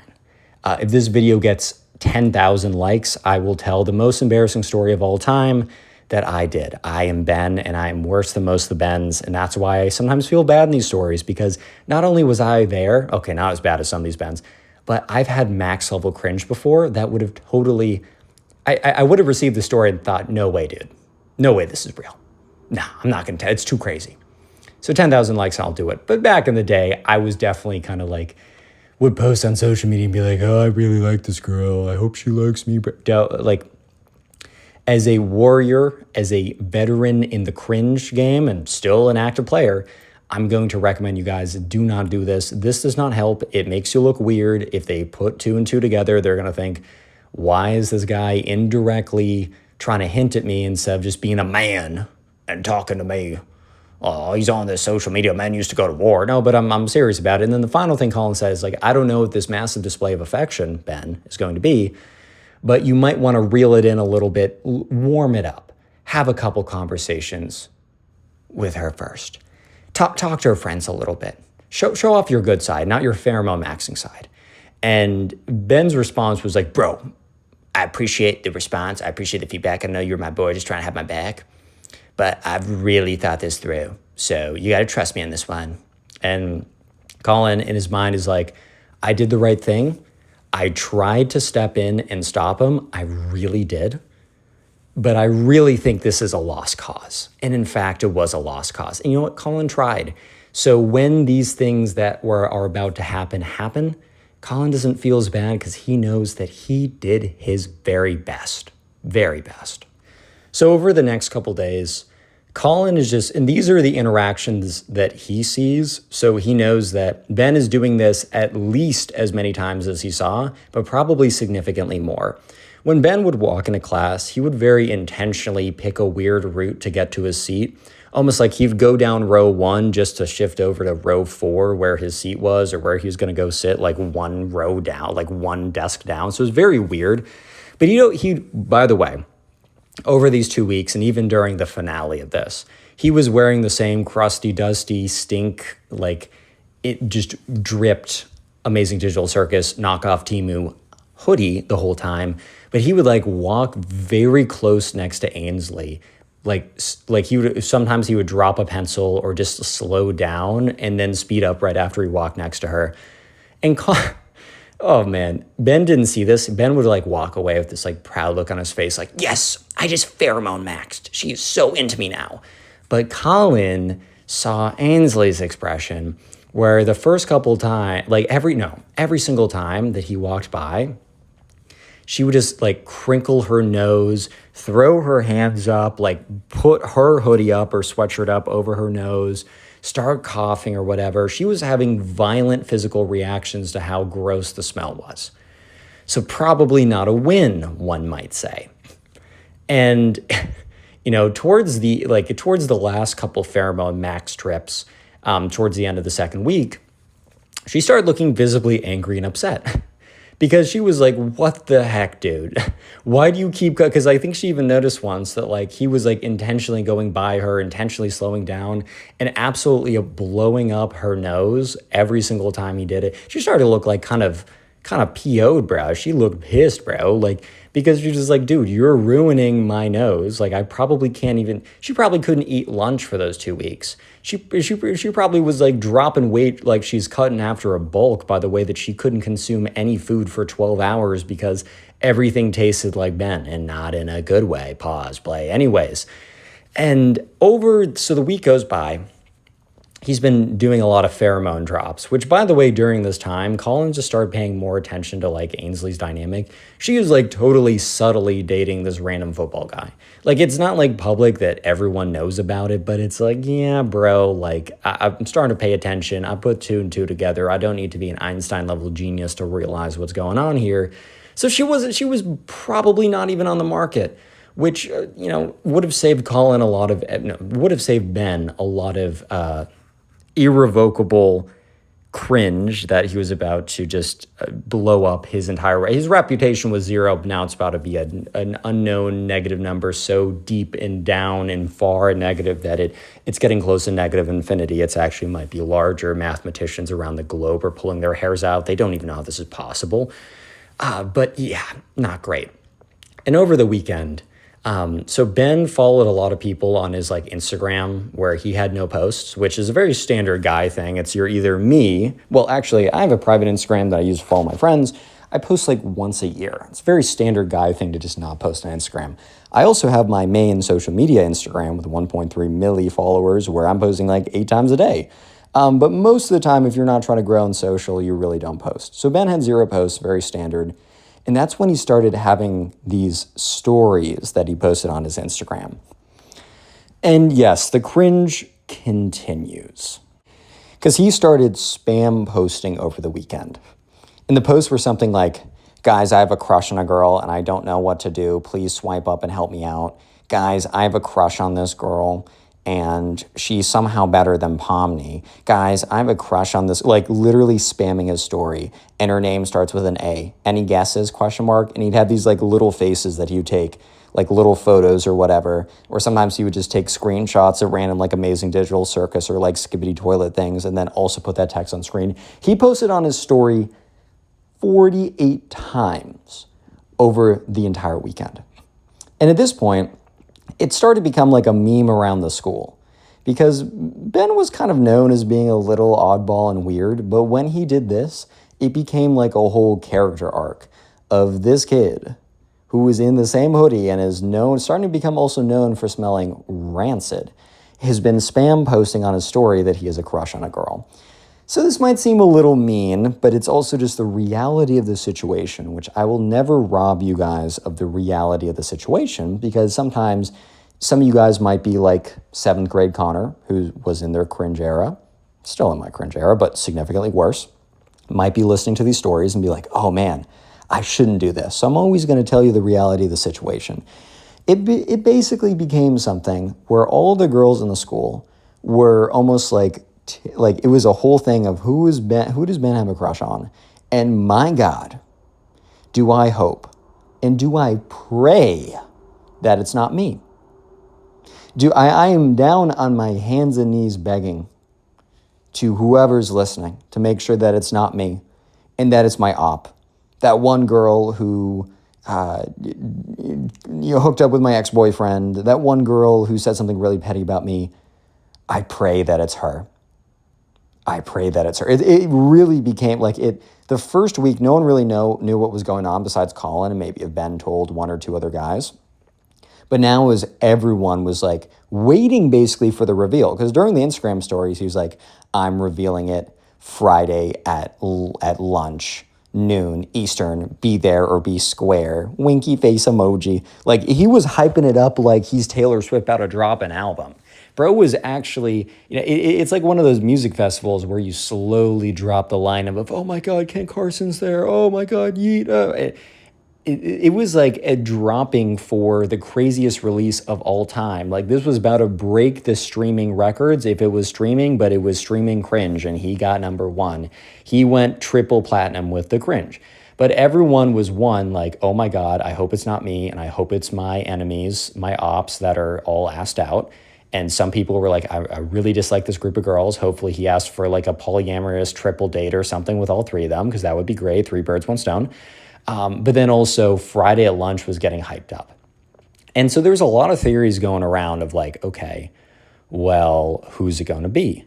And people were starting to put together the pieces because Buddy was not being subtle on his Instagram stories, to put it lightly. Bro was not being subtle at all. Like through his tirade of 43 Instagram stories, he had subtly dropped that, yes, her name started with A. Yes, that he had a class with her. Yes, that she had blonde hair. And that it was okay that Pomni didn't have blonde hair because she's better than Pomni. Like this kid was also low-key obsessed with Pomni. Which, look, Pomni, character from the Amazing Digital Circus, cool, whatever. I don't know if it makes a ton of sense to be like, girl, you're so beautiful. I would barely want to date Pomni more than you, bruh. Like, okay, maybe there's so much wrong. You know what I mean. And people started to narrow it down because there was another girl in his class called Andrea, who also had blonde hair. And it was between her and Ainsley. And for the next week, Ainsley and Andrea were both on edge. But that's when people started to notice, because everyone else in class at this point is also, they've seen the Instagram stories. They're paying attention now. And they noticed how Ben, and there's like all these group chats about theorizing about it, and like Colin knows the answer, but he's like, he doesn't want to rat on Ben. Well, Ben is totally going to deserve what is coming to him. At the same time, he does not want to rat him out, bro. He does not want to be in a situation where it's his fault that, you know, he wants to be something where Ben truly just falls on his own sword because he already tried to talk him out of it. And honestly now, dude, he's in way too deep. But that he is responsible for his actions so that when he gets the consequences, he can fully internalize them and do better, right? If Colin was to blow it up too early, well, then it just becomes a situation where Ben's not going to fully learn and probably do it again. It almost reminds me of the time where I wrote an anonymous love letter and it went terribly and I didn't learn from my actions and I did it again, but only if we had 10,000 likes. I'll tell that story. It's so bad, dude. It's so bad. Anyways. And, you know, some people are starting to notice how, like, Ben is starting to take, you know, really weird paths to get to a seat. I was saying this before during the first week, but when he was pheromone maxing, aka stink bombing this girl, which is a crazy tactic, I think even the most deranged, crazy looks maxing videos that are like, you need to take a hammer and blow up your face to be hot. Like, I don't even think that this would be on their list, dude. It's next level. They started realizing that he took really strange routes to almost always make sure that he was going to be crossing paths with Ainsley. So Andrea started to like get really comfortable and then Ainsley started to tweak out. In fact, it was something where like Colin started hearing that like Ainsley would go to sleep and then she'd wake up with like cold sweats after having a nightmare of being asked out in a really embarrassing way by Ben. She was asking all of her friends to like talk to Ben, and like some of her friends would be like, so Ben, I see on your Instagram story that you're going to ask someone out. I'm just so curious. Do you want to tell me who it is? And maybe I can put in a good word. She's not putting in a good word, bro. She's trying to bribe you. But Ben was like, nope, you are going to have to learn who it is like everybody else on Friday.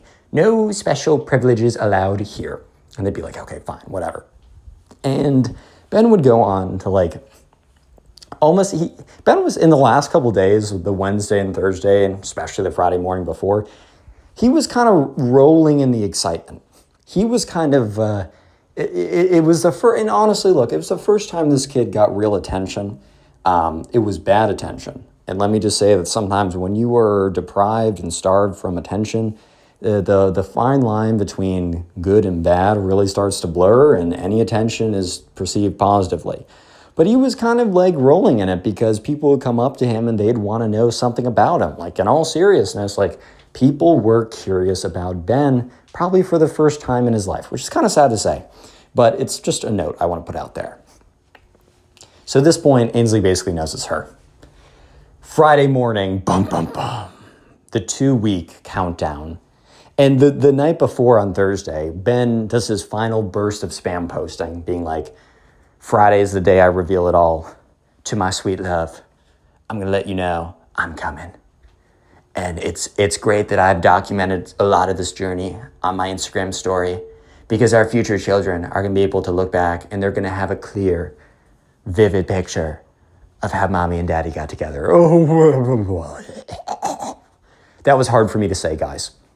If you've not subscribed or left a like or followed or just done something, please do it now, because I've just gone through, this is one of the hardest stories I've had to tell. And one of the worst parts of this story is how, I wasn't as bad as this kid, but how it mimics the letter story, bro. It mimics some things I've done. God damn it. 10,000 likes and I'll tell it. Anyways, he's like, and I've also recorded hour-long video recordings of me talking about this story that I'm not going to release until after we're together. And then the whole world can see this wonderful thing. So he's recorded all these videos that he's not set to release until, he asks them out. And some people are jokingly calling them the Ben files. But anyways, guys, sure enough, he's like, and tomorrow, this is my last post until you all know the truth. And the last thing I'll say to my sweet love, I'm so excited for us to finally be together forever. So, yeah, Ainsley's not doing well. Understandably. Most reasonable crash out of all time, some might say. And some would be correct. The next day comes around and Ben comes in all proud, but he's also being all mysterious. Because at this point, like, everyone in the school is like, yo, Ben, who's it going to be? Who's it going to be? He's like, 12 p.m., come to lunch, then you'll know. Until then, I'm not telling anybody. And everyone, like, this is like the most attention he's gotten, also the most attention all week, because at this point, during this week, it's given enough time for like the rumor to travel, like for the rumor to really spread around and like people to be like, oh my God, like this is going to be crazy. And so sure enough, lunch finally, like Colin's sitting there, he's sitting there with his boy, we'll call him Alex, and the lunch bell's about to ring. He's like, yo, Alex, he's like, yo, what's up? He's like, would you hate me if I knew who Ben was asking out 2 weeks ago? And he's like, dude, I'm going to kill you. He's like, okay, well, I really wanted to be a surprise. I'll tell you now. So he tells everything. And Alex is like, bro, no way. But he's like, yo, dude, don't ruin this. Don't tell anyone. You and me, we're going to lunch right now. We're going to get front row seats. If you start telling people, this whole thing could blow up. He's like, dude, my lips are sealed. So the bell rings.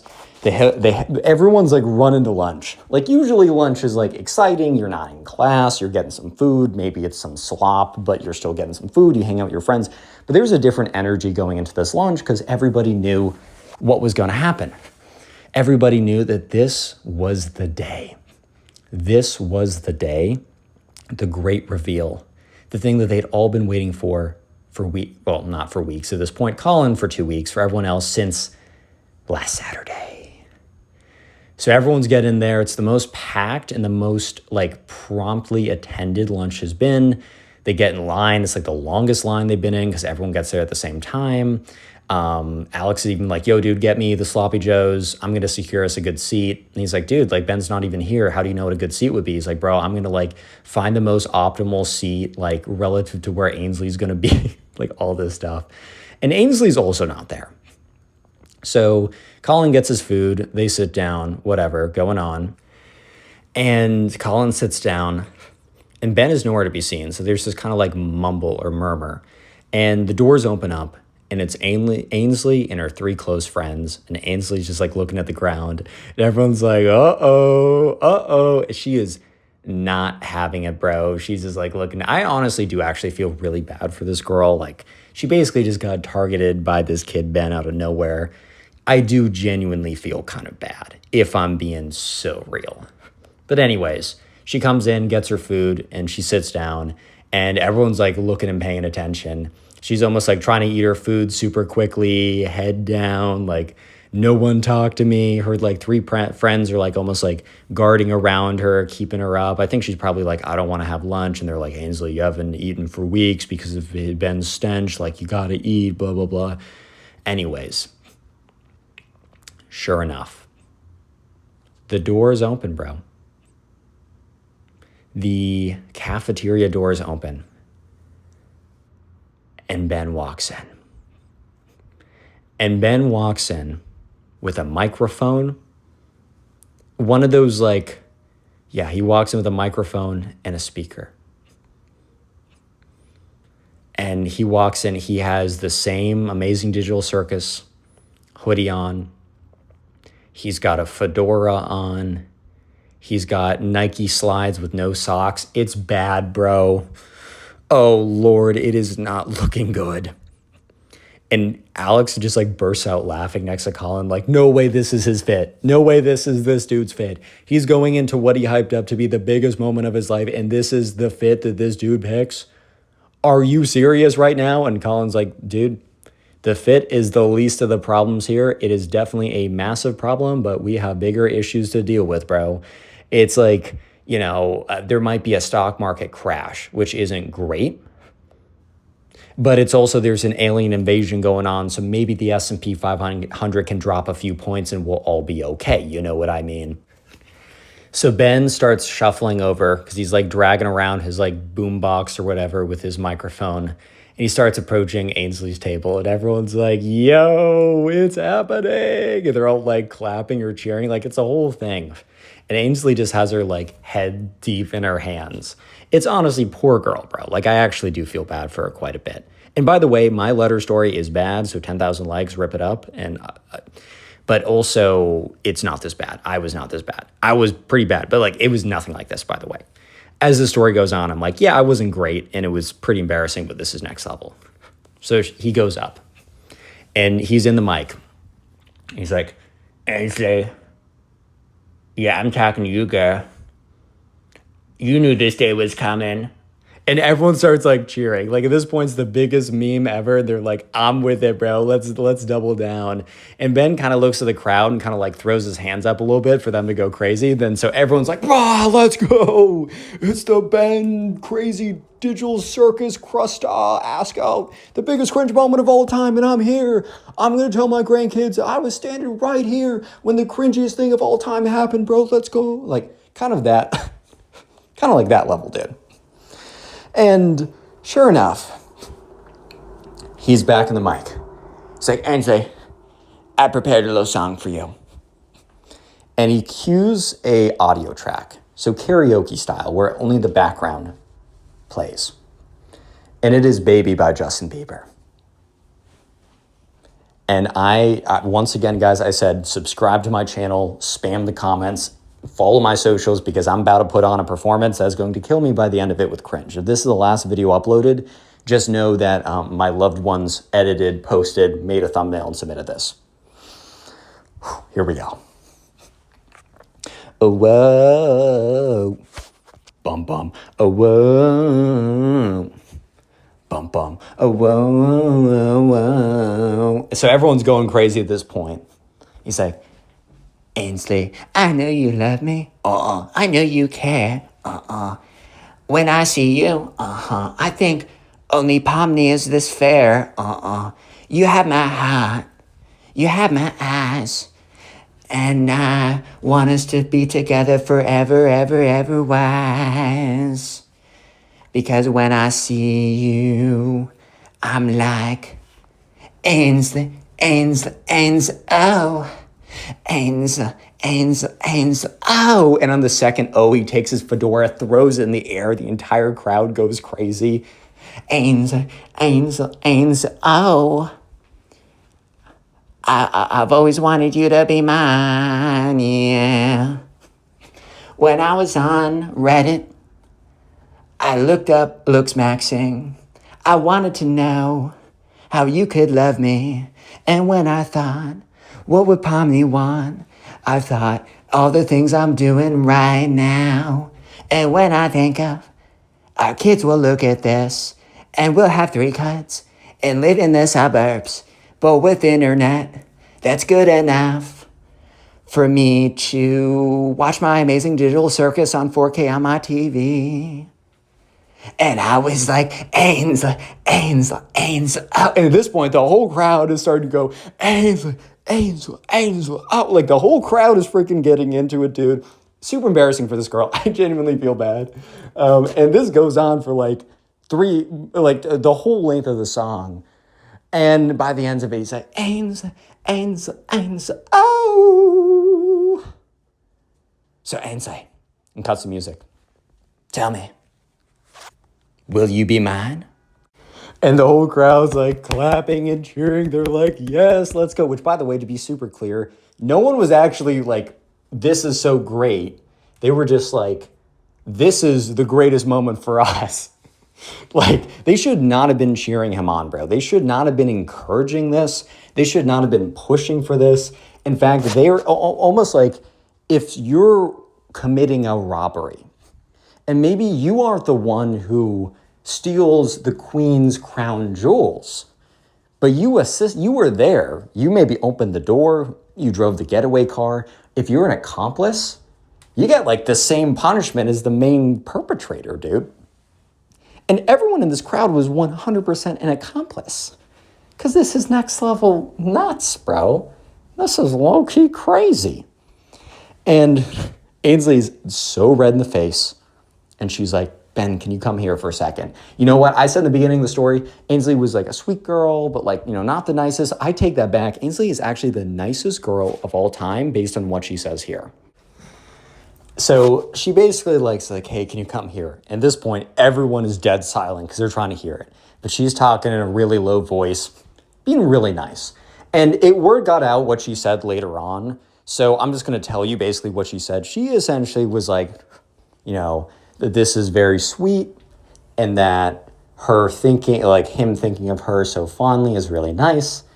But that she just, isn't really looking to date right now, which totally valid. Honestly, she could have said, go leave, never see me again, and goodbye forever. And that would have been totally justified. She could have also thrown a glass of water in his face. That probably would have also been totally justified.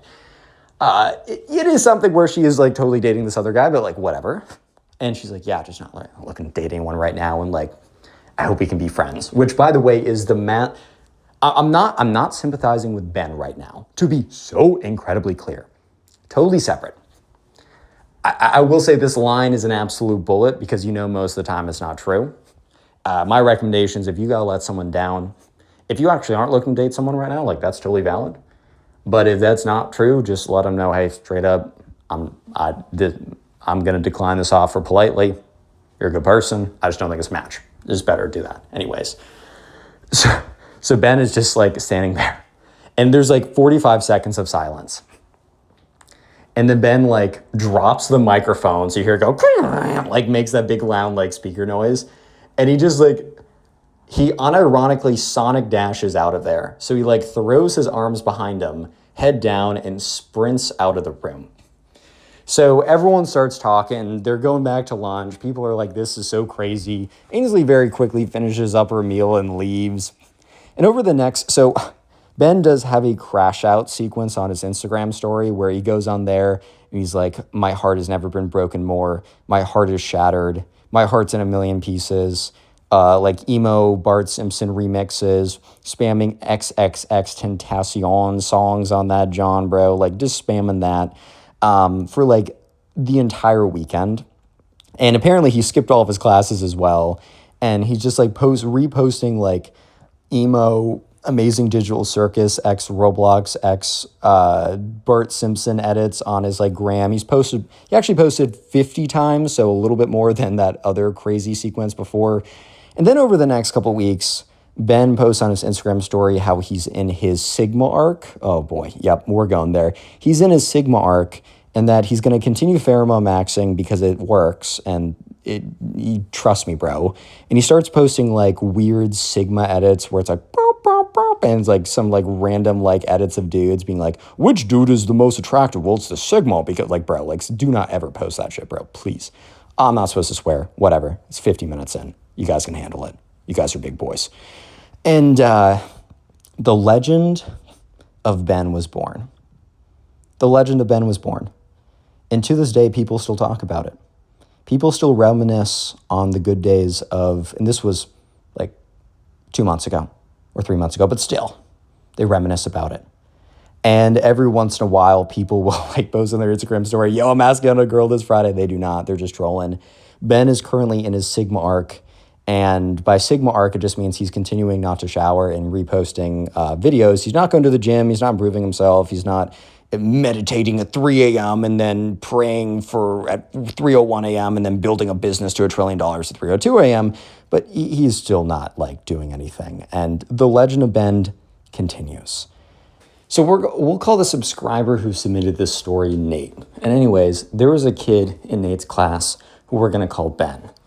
Ben is your typical Gen Alpha brain rot kid who just spends all day on his iPad consuming slop. He's one of these Gen Alpha kids that makes, some people, including me, with a number of crazy, insane Gen Alpha stories I get, kind of think that Gen Alpha may or may not be cooked. May or may not be cooked. But anyways, this kid, Ben, one day comes in, and it's Monday morning. Nate stayed up a bit too late last night. I don't know, maybe he's playing some Roblox, playing some video games, doing something. And, it's one of those moments where you're just like, one more episode, one more round, one more game, one more this. You look at the clock, and then what do you know? It is 3 a.m. and you need to get up at 6 a.m. for your bus. And you're Monday's already a hard enough day, bro. All of a sudden, it is about to get ruined even more. So, yes, Nate is already in a pretty crummy mood, if we're being real, just because he's sitting there, it's Monday morning, and then Ben sits down right next to him, and Nate's kind of just like, all right, bro, this Monday's already off to a pretty tough start. Please do not make this any bit harder for any of us here. I'd really, really appreciate it if you didn't.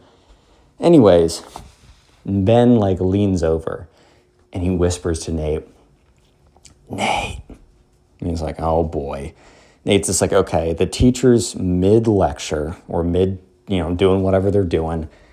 If I get some kind of sent to the principal's office or just bad vibes from the teacher for talking during class, that would just be the cherry on top to this Monday morning already.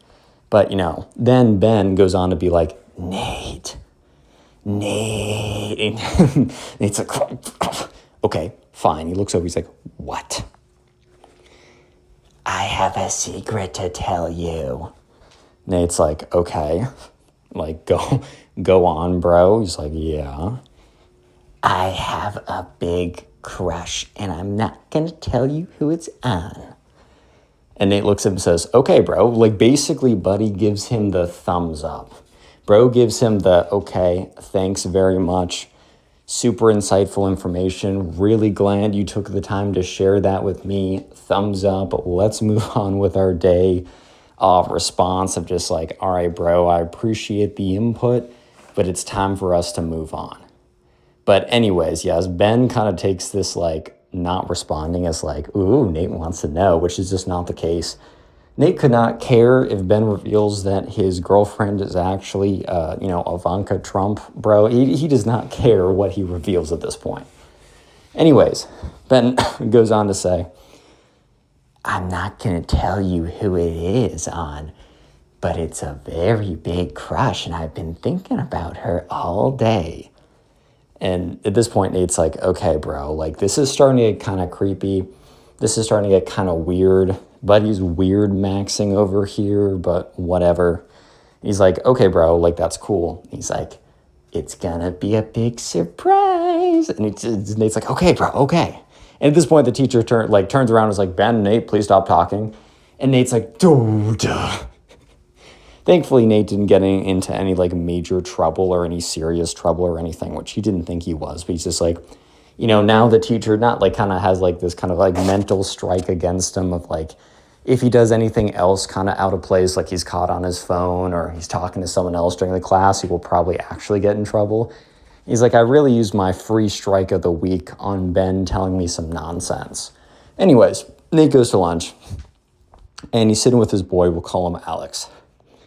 And, they're kind of sitting there and Alex brings up, he's like, hey, did you hear that this kid Ben is going around telling everyone that he has a crush and he's being really creepy and weird? And it's like, yeah, he like interrupted me in class and like low-key got me in trouble. He's like, dude, Nate's been kind of weird, or Ben's been kind of weird about it. He's like going around to people in this weird little voice saying, I have a crush. And I'm not going to tell you who it's on. And like all of the girls, bro, are kind of scared that it's on them. Dude, can you imagine that all the girls in the school are like together worried that the crush is on them? Like that would low-key be a little humiliating. I mean, look, bro, I've had some pretty cold streaks. I definitely get it. But there's different levels between striking out and every girl talking to each other being like, oh God, I really hope it's not me. I hope Ben's not the, just because like, and also like, I mean, yeah, Ben's a little bit of a weird kid, but just the fact he's going around being all creepy announcing this crush or whatever. Anyways, the creepiness and weirdness is like at a 2 out of 10 compared to where this story goes. Because the next day, Ben comes into class and he has he's made something, man. He's made something. And not like, oh, you know, Ben put together a Lego set and he's showing off everyone the Lego Death Star or the Lego Star Destroyer, something cool like that. No, he comes in with a pillow, a like pretty big pillow. And there's a certain character from the Amazing Digital Circus printed on that pillow. Yes, little bro over here basically went to some like body pillow making website or something, dragged a photo of Pomni from the Amazing Digital Circus onto it and has brought that into class. Bro, I'm not going to police what you do in your free time. I'm not going to go in and be the fun police or actually the weird police. This would be a weird police investigation, crackdown, FBI, open up type situation. But like, I'm not going to be the fun. I'm not going to be the weird police over here. Whatever you want to do, that's cool. But keep it to yourself, brother. Keep it to your dang self.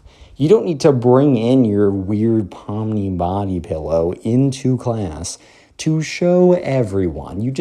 It's just not necessary. You just don't have to do it. You know what I mean? Like, you just don't have to proceed and do this. But sure enough, the entire class like turns around and looks and they're like, bro, what even is this? And so sure enough, he's just sitting in class looking like proudly around. And at some point when he notices all the attention's on him, he's like, everyone, I want to introduce you to the girl I have the crush on. I'm sure plenty of you guys were thinking to yourself, oh, could the lucky lady be me? Could it be me? Well, ladies, I have some disappointing news to tell you because the lucky lady is right here. And he like pats the Pomni body pillow and like half the kids in the class are like trying not to laugh. The other half just have this like weird, grossed out, disturbed look on their face. And when the teacher eventually comes in, he just gives Ben this weird glance of like, what is that? But like, he doesn't really say anything. One, because it's like, well, he brings in a weird pillow with a cartoon character on it. I'm sure there's some school rule where it's like you can only bring in your laptop and your backpack into class, but it's also something where the teacher's probably like, do I really want to get into this right now? Do I really want to have this conversation? Because there's probably layers and levels of nonsense and buffoonery that I'm not prepped in. My teaching class did not prepare me for this level of just sheer ridiculousness. So I'm just going to let it slide and hope it doesn't turn into anything. Well, unfortunately for the teacher, we'll call him Mr. Davenport, as we always do. It does turn into something because the next progression of what this kid Ben does is so creepy and weird and just, it's not good, bro. It's really not good. But for the rest of the class, Ben is just kind of like sitting there at his Pomni pillow. And like at one point he like puts his arm over the pillow, almost like, the kind of the common trope of like you're at the movie theaters and you're with this girl you're on a date with and you're like all nervous. And this is not coming from firsthand experience, bro. I do not get any play, but you're on a first date, whatever, or a date, maybe not the first, and kind of like slide your hand over the back of the seat to like wrap around or whatever. That's basically what bro was like trying to do. And it was like, Nate tells me it was super weird because it looked like Ben was like showing off. It's like Ben was proud of this dude. He was like flexing to all the kids about his weird body pillow, which once again, and I'm not trying to be the weird police coming in and yucking people's yum. I mean, this is pretty yuck, but you know what I mean? It's like you can do what you want in the privacy of your own home. In between the walls of your own place of being, go for it, bro. If you're not hurting other people and you're just getting weird pillows with cartoon, like, I don't really care. I mean, do not tell me and do not tell me about it. Do not give me any details. Do not even allude to the fact that you do that, bro. And if you do that, then we're cool, right? If you don't even tell me about it, if I don't know, I don't care. But do, for the love of God, do not bring it into class. Especially, bro, like, if you are ever going to, like, get out of your phase of, like, I'm dating this cartoon character who's on a pillow and want to actually, you know, speak to some real women, this is probably not the rep you want. You probably don't want to be the kid who brings in the cartoon character body pillow as your rep. I mean, I think it's going to be pretty hard to have a girl date you. Even, you know, if you turn into the coolest guy ever, you know, you go to the gym, you get your money up, you're just a really genuine, cool dude. Like, every girl's going to be like, oh, you went on a date with the Pomni body pillow kid? Like, you might be forever cooked for so many years. Anyways, as I said, this progresses to the final stage of bad. It's so bad, I need you guys to prepare yourselves and lock in. Real quick, if you made it this far into the video, I want you to comment pillow down below. Secret word of the day, I always love to see the names and faces of people who made it this far into the video. It'll confuse people who don't watch the stories and also probably freak them out a little bit. If you want to submit your own stories to me, these are all subscriber submitted stories, go to Instagram, look up Connor Pugs. I have about 1.3 million followers on there, and it's my face, and you saw my face in the beginning. Just message me the stories. And also, if you want to catch up with my day-to-day, make sure to go to, if you have Snapchat, just once again, go to Connor Pugs. And then I also have a bunch of other YouTube channels where I cover other things. They're a lot smaller and a lot more niche. So make sure to check those out if those are of interest. Anyways, sure enough, it is Friday. So at this point, the subscriber, Nate, you know, he has a good day ahead of him. It's Friday, man. Nothing more glorious than a good Friday. Until Ben absolutely ruins it with his complete buffoonery over here, but like, I'll save that for a second. So Ben and a couple other kids, they're walking together to go to class. They're in good spirits, man. They're cheery, things are good, and they're kind of walking in as a group. And then also the teacher is walking a little bit behind them, right? Not to eavesdrop on the conversation, but he's like walking into at his own pace, giving them their space. So Nate opens the classroom door mid-conversation, man. He's got plenty of dopamine and serotonin flowing. Like, life is pretty good right now, and life's about to be not so good in a second. So he opens up the door. Him and a couple of his buddies walk in, and they're just standing there, mouths wide open, in shock and horror. And the teacher walks in behind them and is like, "What's going on?" And he stands there in shock and horror. Basically, lock in, guys. Ben is sitting on his desk and he's taken his shirt off. Nothing else. Doesn't get too crazy, but his shirt is off. And he's just hardcore, oh, dude. Oh, it's so weird, bro. It's so unbelievable. Anyways, he's hardcore making out with the Pomni body pillow. It's so freaking weird, dude. I hate these stories. Why you guys know the weirdest Gen Alpha kids? So anyways, after a couple seconds, Ben looks up, and instead of being extremely embarrassed, which once again, privacy of your own home, brother, please. Just don't do it in general, but you gotta do it, don't expose other people to it. But instead of looking up with this look of oh my God, I'm so sorry. This was a, continuous, and severe lapse in judgment type moment. He looks up at them and is like, "Can you guys give us some privacy?" I don't know what he was thinking when he dropped that bar. I'll do it in the bad voice. "Can you guys give us some privacy here?" he actually had the audacity, after exposing these people to such a scene, to say that you have to give me privacy. Like, are you serious? Anyways, the teacher immediately is like, put your shirt on. So we're going to call the subscriber who submitted this story Kyle. Anyways, this all happened actually relatively recent ago.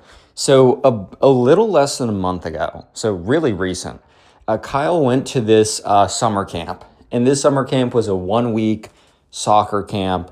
Essentially, you know, it was a sleepaway camp as well. So when you were dropped off, you stayed over in the cabins or the dorms or whatever. I think it was one of those like summer camps that, you know, rented out like a college campus. I know one of my favorite summer camps of all time that also has some of the cringiest, most uncomfortable stories of me personally, not a subscriber, but me personally being a buffoon ever happening at those camps, which I will tell at some point on the channel.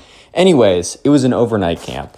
So when when the subscriber Kyle gets there, he's dropped off, says goodbye to his parents. Kyle's a big fan of soccer, so he's like, I don't know, he's excited for this, but he's also, I don't know, a little bit nervous. It is an overnight camp.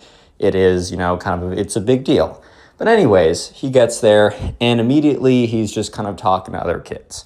And that's when he bumps into this kid who we are going to call Ben. Yes. So Ben is one of these kids who is like super, always trying to get attention, right? And the thing is, Kyle can figure this out from day one. And there's nothing wrong with being extroverted, to be super clear. There is nothing wrong with, you know, being good at talking to people. I know I sometimes wish that I was naturally wired to be a little bit better at talking to random people and a little bit more extroverted. You know, I sometimes wish I'm like that. So it's nothing wrong against that. But there's also a clear separation, at least in my mind, between people who are extroverts and are just have worked really hard. Like, I will say I've gotten much better at, you know, actually talking to other people. I went from about a 0 to a 3 out of 10. So I'm still trash, but I worked really hard. So I'm proud of myself. But there's a difference between people who are extroverts and people who are attention seekers. Because a lot of attention seekers are extroverts, but not all extroverts are attention seekers, right? There's a big difference. And you could kind of just tell that right away by the way that Ben was like talking to people and like doing stuff. And at one point he actually like intentionally tripped over to try to get it like trip. He didn't even like trip properly. Like he did a oops, like almost like a cartoonish banana peel like slip. Like it was as if he was freaking Mickey Mouse, bro, in the cartoons. And this banana peel, woo, woo, woo, just like falls on the field and does like a big old slip just to get attention. So right off the bat, Kyle, who was very open to like, I'm going to be cool with whoever, you know, I'm going to be just like liking whoever comes by. Like, you know, I'm going to say hello. Like right away, he was like, yeah, man, I don't know if me and Ben are going to be that tight, if I'm being honest. And Ben will progressively go on to tell people something. As you can tell by the title of this video, he's about to farm out a crazy lie and hype it up so much for only all of it to come crashing down. And that happens because towards the end of the first day, remember this is sleepaway camp, so they're doing soccer activities, bonding activities throughout the entire first half of the day, then or the entire day, I should say. And then towards the end of the day, right, you know, they're all getting dinner. And so they kind of all are sitting down in kind of random big groups. And Kyle just happens to be sitting where Ben is sitting and a bunch of other people. And that's when Ben is about to plant the seed of the elaborate brain rot lie. Yes, related to the title of this story. And by the way, I actually saw a comment on another video I did, someone saying that they were a fan of my videos, they actually subscribed, but that they wanted to clarify that like the Amazing Digital Circus is not brain rot. I think most of the stuff I cover that are like Gen Alpha brain rot, I want to clarify. Actually, I'm not calling it brain rot. Brain rot is a style of content that is like, can take, for example, you can take the Amazing Digital Circus, which isn't my cup of tea, but I can appreciate the fact that like there was writing and animation and a huge audience, right? But you can take those characters and then turn into something that's like a YouTube Shorts, dancing pumpkin, whatever type thing. So that's what I mean when I say brain rot. And when I say brain rot, I'm mostly referring to the Gen Alpha kid in the story. I just want to be super clear. Like, I'm not going to bend to the will of you guys in the comments. Love you guys, but like, I'm a grown man. I run a company. I do this for fun. But I actually totally agreed on that point. So I just wanted to clarify that that is what I'm saying. But anyways, so they sit down at the dinner table. And Ben starts to go on to be like, I wanted to tell you guys a little something. It's a little crazy. Did you guys know that, I'm actually adopted? And everyone's like, oh, no, dude, that's cool. Thanks for letting me know. Like, it kind of just seems like Ben is sharing like some kind of personal detail of his life. Like, that's cool. I've, had some friends actually that were adopted, and like, it's a thing that, it can be a big deal to share. It's like, to some people, it's not a big deal. It's like, it's just how it is. And to some people, it's a lifelong struggle of figuring out your identity. I have much love and support to those people, right? But Ben, he's not, first of all, he just lied about that. But second of all, he goes on to say something nuts. So Ben's like, yes, I was adopted. And the craziest part is that my adopted parents, oh my God, you guys are not going to believe this, but you need to promise me that you'll believe it. So the truth about all this, right, is that my parents, I don't know how to put this, but have you guys watched the Amazing Digital Circus? And everyone's like, yo, what the fuck? What? And so, of course, some random kid at the table, we'll call him Ty, is like, yeah, dude, I did watch the Amazing Digital Circus. What does that have to do with anything that you're saying? And he's like, well, I just wanted to let you know that, I don't know how else to put it, but Pomni and Jax are real, and they are my parents. They're my adopted parents, of course, because I'm not some freak hybrid rabbit, bunny, dog, whatever thing. But they're my real parents. And you guys are going to see them on Friday when they come to pick me up. It's going to be crazy. And everyone, most of the kids at the table are like, dude, what are you saying? And he's like, guys, I don't know why. You guys just need to trust me. Pomni and Jax are my real parents. They're coming for me on Friday, and you'll see them. You'll see them walk out of the car and come and pick me up. And you guys would be like, oh my God, I should have listened to Ben. And then I'd be like, yeah, totally. And I know you guys want to meet Pomni and Jax, my adopted parents, so much. And I'm only going to, only the true believers are going to be able to meet them. So, who here is a true believer? And so basically everyone at the table is like, bro, you need, like, no. Obviously, these two cartoon characters are not your quote-unquote adopted parents. And I don't even know why you're trying to lie and say that they're going to pull up and be here on Friday.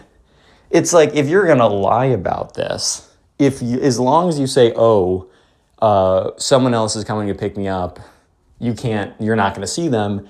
It's not that you get away with the lie, because it's still obviously cap. However, you at least aren't going to be blatantly proven wrong when his actual parents pull up, who are not Pomni and Jax from the Amazing Digital Circus on Friday. He's just going to be proven obviously wrong. I mean, clearly he's lying. But just why would you pick something where there's going to be such obvious physical proof that you're simply a liar? Why would you pick that for yourself? You're choosing your own prison here. Anyways, so most of the kids are basically just bro, stop capping, stop lying. You're LARPing, bro. D1 LARPer over here. This is clearly not true. So anyways, over the course of the next day or two, Ben, for some reason, has decided to latch onto this story. For some reason, out of all the things he could lie about. He could say, Cristiano Ronaldo is my third cousin. Probably not true, but that might be true, dude. Like, at least pick a lie that is, one, really hard to verify so that you can't be blatantly proven false. And then also, two, is at least theoretically possible. If Ben was going around on the soccer camp saying, yeah, Ronaldo is my third or fourth cousin, then okay, it's like, yeah, I don't believe you because you just make things up, but I can't prove you wrong, and it is plausible. It could be true, but saying that Pomni and Jax, these two cartoon characters, are your parents, they're going to physically show up IRL and pick you up. Like, bro, why are you doubling down on this? But anyways, over these couple days, he's telling everyone about this. And he's really leaning in on this line. And this is the line that's like, I'm only going to let the true believers meet my parents. I'm only going to let the people who truly believe that Pomni and Jax are my real parents who are coming to pick me up. Only they're going to be able to meet them. And over the next couple days, so also the subscriber, Kyle, he does meet some people that he's like, they're chill, they're not insane, brain rotted like Ben. They're reasonable people, like good stuff like that. You know what I mean? Like good stuff like that. And he meets some of those people and they're talking about it. And they talk about it comes to a point where most people in this camp are like, okay, this is obviously false. But there's like 3 kids who are like, I low-key believe you, Ben. Can you promise me when Pomni and Jax get here that I'll be able to meet them? And Ben's like, oh my God, they actually fell for it. For sure, bro. So anyways, like Ben over the next couple of days has this little like squad of believers. It's almost like the first church of Ben and his 12 disciples, bro. Like, I don't know how people are actually falling for this. But sometimes, and we've spoken about this before because there's been like the 6-7 cult, I'm trying to remember the other ones. I just told another one, which is crazy, where it's like, if you just talk to enough people, eventually it's the law of large numbers. Eventually you're going to get someone. I mean, you might even get a few. But eventually the day of reckoning, Friday, comes around. And for that entire week, Monday, Tuesday, Wednesday, Thursday, Ben has been so arrogant and prideful and like boasting about how they're going to see Pomni and Jax are real and that they're actually his parents and that they're going to show up IRL. But as soon as Friday rolls around, all of that kind of energy goes away. And it's like Ben is almost trying to like hide. He's like trying to make himself as physically small as possible, bro. Like he's like curling up. He's like being very like not saying a word. It's like a complete energy shift. And I wonder why. Oh, wait, checks the clock. It's Friday, the day that he claimed Pomni and Jax are coming to pick him up. So eventually they have their kind of like last soccer tournament thing, whatever. And parents are slowly pulling up. So a lot of the kids are kind of like, okay, Ben, well, buddy, here's your moment. Here's your time to shine, bro. Let's see this Pomni and Jax. And eventually this car rolls up. And sure enough, real quick, if you made it this far into the video, I want you to comment book down below. That will be the secret word of the day. I love seeing the names and faces of people who make it this far into the stories. Comment that down below. And if you're listening on Spotify, rate this podcast 5 stars. If you want to submit a story to me, Instagram, Connor Pugs, go in the description if you're on Spotify or YouTube. I have my Instagram. I also have a bunch of other YouTube channels and social media channels I post. So subscribe and follow me on all those if you can. And let's get back to it. So a car pulls up. And sure enough, these 2 people get out. And no one knows that these are necessarily Ben's parents. Spoiler, it's not Pomni and Jax, buddy. It's not Pomni and Jax, FYI. Anyways, so Ben is standing there and he's like facing away. And his mom's like, Ben, it's so good to see you. It's been so long. And he's like, Mom, be quiet. And this whole crowd turns to see the most like normal suburban like mom in the Subaru with the soccer mom, like that kind of standard whatever. And then like the dad who's like not even really paying attention. The most standard like stereotypical white picket fence type mom and dad relationship. Let's just say that just very much not Pomni and Jax. So most of the kids are like kind of smiling, whatever, because they're like, yeah, buddy. Like, and Ben turns around, he's like, I don't know these people. Pomni and Jax are coming, I'm telling you. And she's like, oh, very funny, sweetie. Like, we got you some sandwich bites in the car if you want them. And everyone starts laughing, right? And the three kids who were like the true believers are like, Ben, please tell me Pomni and Jax are coming later, right? And Ben looks at them. And he knows that he needs to face the truth. He needs to tell these poor kids who believed in him that he lied. And that they shouldn't always take other people's words as truth. So Ben looks at these kids and says, yes, Pomni and Jax are coming later. Just wait a few more hours. So we're going to call the subscriber who submitted this story Ryan. And this story actually happened pretty recently. And it happened at summer camp. So anyways, Ryan was going to this summer camp. And if you guys don't know the Amazing Digital Circus, you probably do know it, but super popular YouTube animated series that was then turned into a movie, extremely popular. And I also want to make one thing very clear. If you are a fan of the Amazing Digital Circus, all love and respect to you. There's a lot of things I'm a fan of that sometimes there's some crazy people in the fandom that do crazy things. The outliers never represent the group. I got a math major. I understand statistics, right? So when I say a crazy Amazing Digital Circus fan, I mean a fan of the show who is insane. Not that all the fans are insane. I always want to make that clear, FYI, for all the stories I tell. But anyways, Ryan was going to this wilderness sleepaway camp. And Ryan was a little bit nervous because this was something where he had never been to a sleepaway camp before. And well, after this story, might be a little bit till Ryan goes back to one, if he's being so honest. That's what he told me, at least. These are all subscriber submitted stories, FYI, anyways. So he's going away to this sleepaway camp. You know, on the car ride up, he's talking with his mom about how he's, kind of nervous. And like, I get it.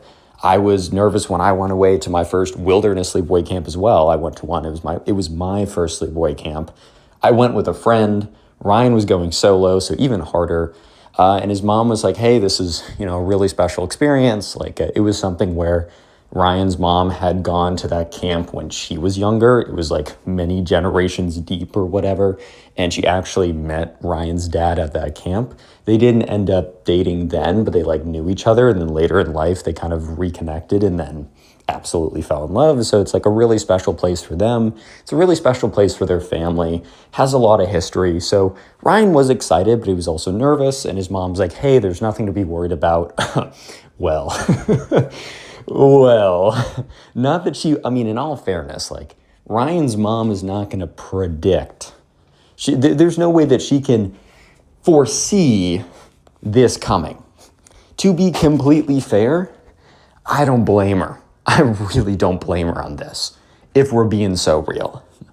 Anyways, so sure enough, drops him off at the camp. They go through the line, checking him in. Ryan hugs his mom goodbye. He's definitely the most nervous then.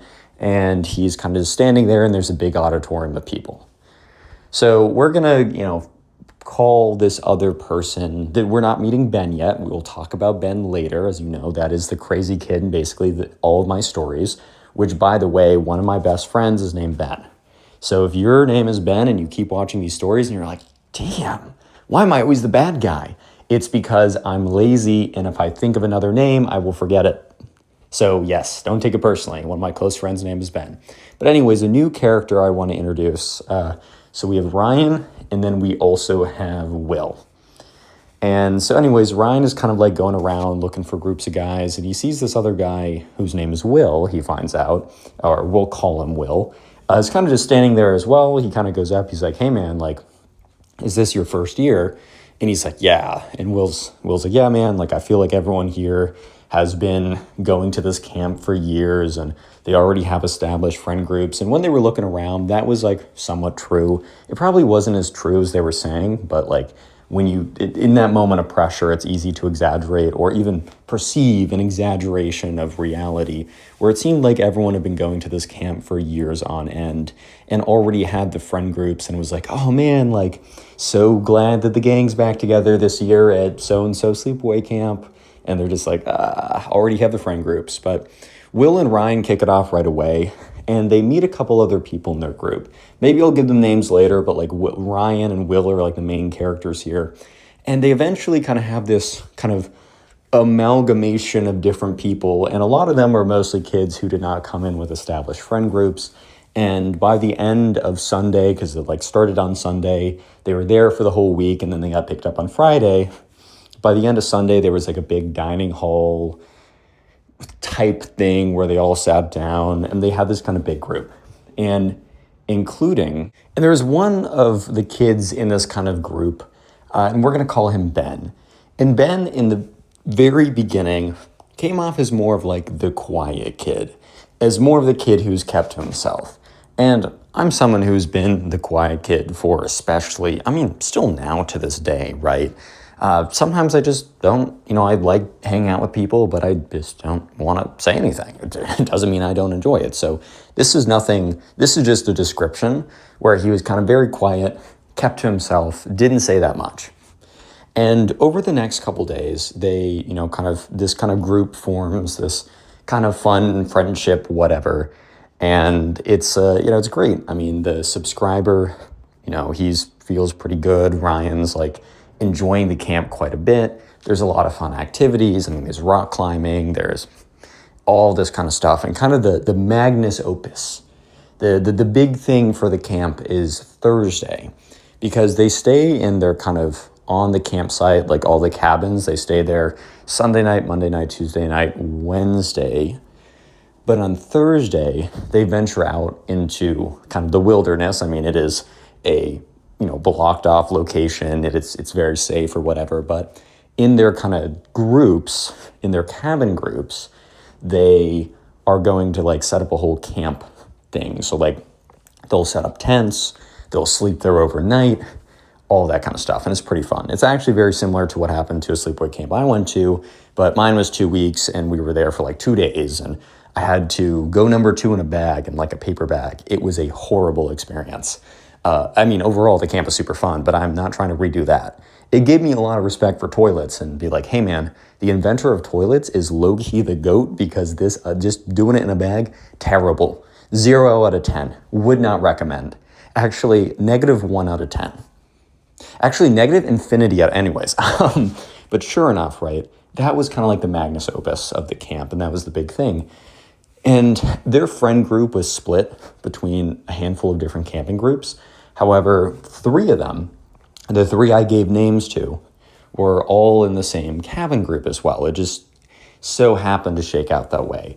Ben, Alex, and Ryan.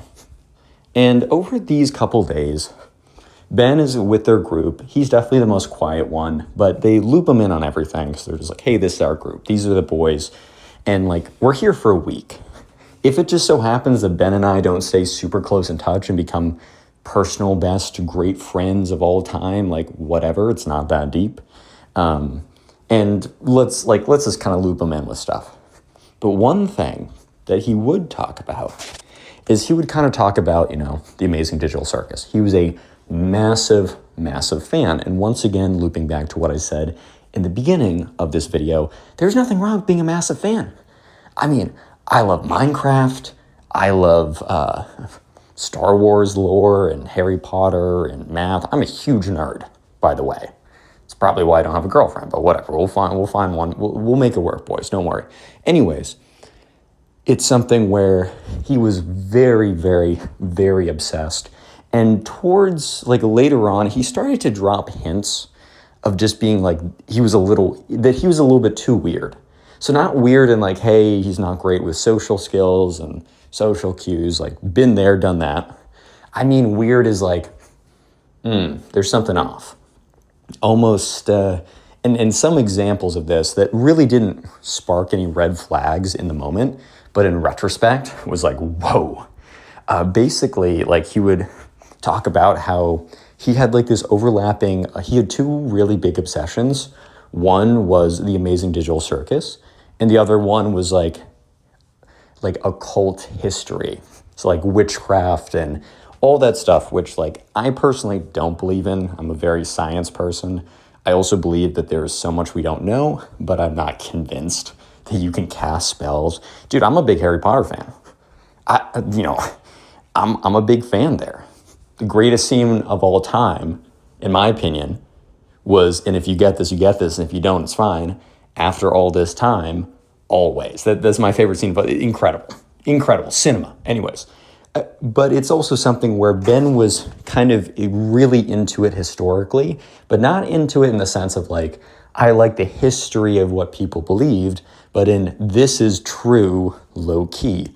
And also, like, look, here's the thing. At the wilderness camp, you're going to get a wide range of people. Some people believe in crazy things and is what it is. So people didn't really take it that seriously. But the one thing I will say, and what Ryan also emphasized, is that there was no overlap until the in the wilderness experience of those two hobbies. Because they're just two hobbies. On paper, he can like these two things. There's nothing necessarily wrong with him liking the Amazing Digital Circus, being super obsessed, and then also being obsessed with like witchcraft and wizardry and occults. And I mean, it's a little weird. I mean, like historically, that stuff's actually kind of interesting. It's not something I dive deep into, but like I dive deep into a lot of random historical science, whatever topics, and have a bunch of knowledge for no apparent reason. So it's fine. However, let's just jump to the day. And really the big thing is the night, because it's actually kind of a creepy story and pretty crazy how it ends. And I want you guys, there's kind of a twist at the end, and I'm very curious to get your guys' opinions and perspectives on it.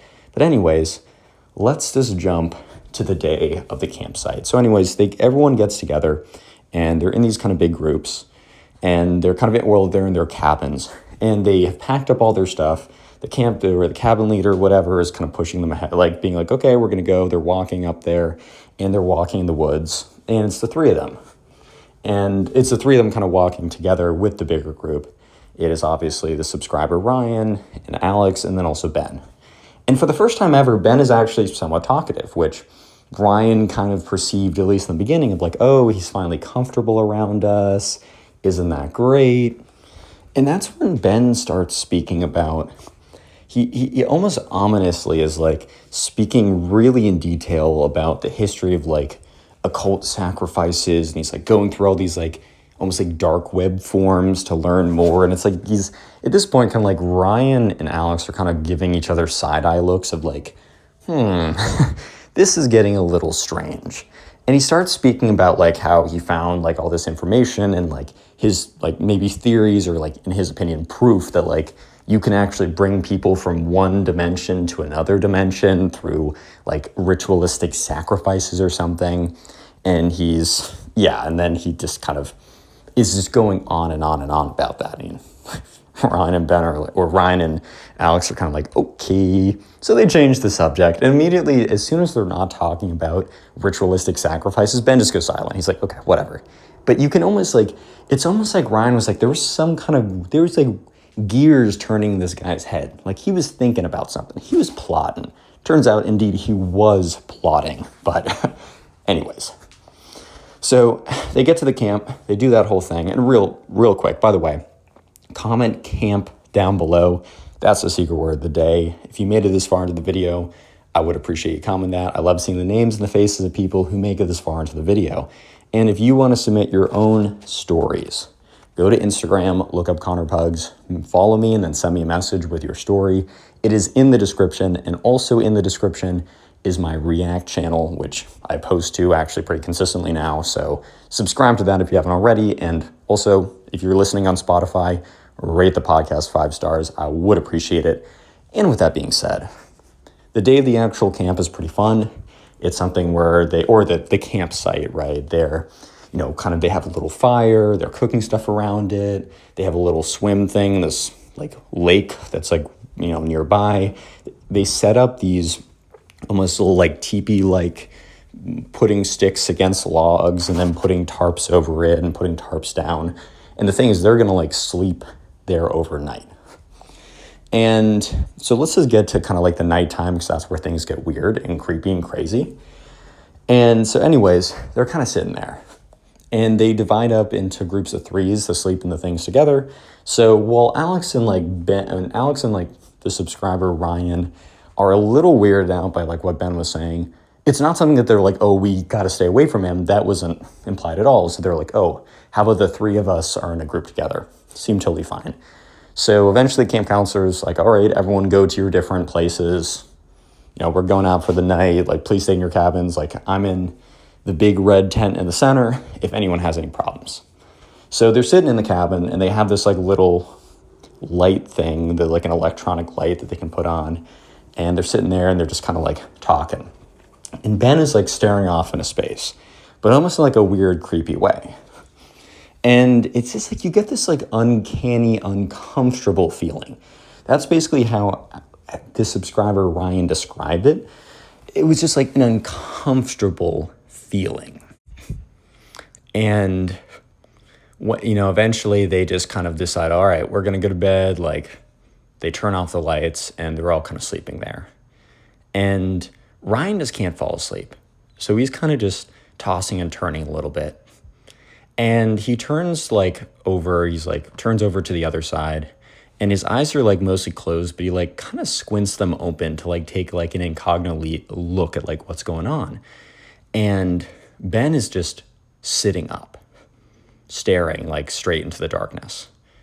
And Ryan is like, he doesn't say anything, but he's like, this is kind of weird. He's like, maybe he can't sleep. This is definitely, I mean, neither can Ryan, but he's just kind of like sitting there. But then he kind of notices, because Ryan's like kind of going in and out of sleep, and now Ryan's like pretty awake, that Ben is like mumbling some weird chant. And he's kind of just like, what? He's like, this is really weird.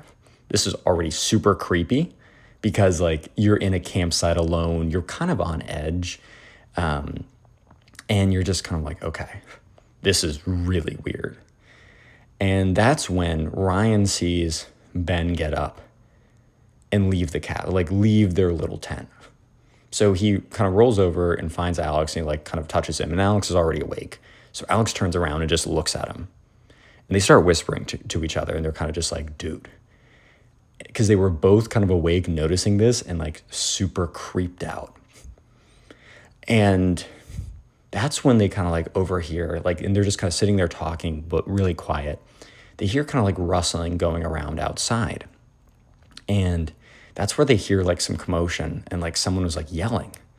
And of course, some of the other like lights that they see like around in the other like little teepees like go off as well, like turn on. And so they're like just really quiet. They're like, oh my God, like this is seriously freaky. And 30 minutes later, like there's some commotion, there's some walking, talking, whatever. That's when someone approaches the tent. And when they open up the tent, or they're at first they're kind of like, I don't want to open this. This is kind of crazy. This is kind of scary. They eventually someone's standing there, and it's a deep male voice. It's not Ben, and it's also not their camp counselor, but it's an adult. They say, hey guys, like, is anyone in there? And they respond very timidly, like, hey, yes, like, what's up? And they're like, can you turn on your light? And so they turn on the light, and then they see the camp thing, whatever, unzip the thing, or they pull up the tent, however, to get into kind of like the teepee thing. And so they open it up, and it's like one of the other camp counselors, and they're kind of looking at him like, what's up? And they're like, hey, we have to head back early. And they're like, what time is it? And they're like, hey, it's kind of early in the morning. We just have to head back. So they get out, and they see all of like their group, whatever, congregated in the middle, except one or two kids are missing, as well as their main kind of cabin leader. And one of those kids is Ben. So they're like, okay, what is going on? So they're walking back, and they start kind of like, everyone's kind of talking with each other. And that's when this one kid, and we'll call him Gavin, comes up to them and is like, do you guys know what happened? They were like, no. And they're like, okay, I really don't think that they want me talking about this, but like, I'll like tell you in hushed voices. So they were like, yeah, tell me what happened. Basically, this kid, Gavin, said that he was in a tent and he heard it like unzip. And one of the kids next to him, call him Aiden, whatever, was asleep. But Gavin kind of noticed like some like dark shadowy figure in the cabin with him. And he was like, or not the cabin, like the little tent area. And he was like really freaking out. And he overheard this like chant or whatever. And Ben like had this like big rock. And the chant was like, it was a mix of like, you can't understand what he's saying. And then he was saying things about like summoning Pomni like in plain English. And he said like, Ben, like started like, he's like, what are you doing? What are you doing? Whatever. Then turned on the light and like he saw like Ben with this almost like demonic looking face or look. I mean, he was already on edge, so who knows? And that like alerted the camp counselor, and basically like very quickly the counselor like told Gavin to get out of there. And the other kid that was gone was also the kid Aiden, since he was like the one where Ben was like stood over with a rock with. And the camp counselor like left and told him to like stay put, like do not move, make sure no one goes. And eventually later on, all the other camp counselor or like other staff members or stuff came to their campsite and started telling all of them they had to get up and leave. And so over like as they're walking back, basically the big rumor started to spread that like Ben was like possessed by some demon or whatever and tried to like summon some people had knew the Pomni part with like the digital circus thing. Some people just thought it was like a demonic possession, but you know, Alex and Ryan, they both kind of knew this additional context and started telling everyone how Ben was like obsessed with the Amazing Digital Circus and then also obsessed with like occult rituals, and like during the walk up was like talking about how he knew that he could like transform people from one dimension to another through like rituals. And so essentially like rumors started to spread super fast.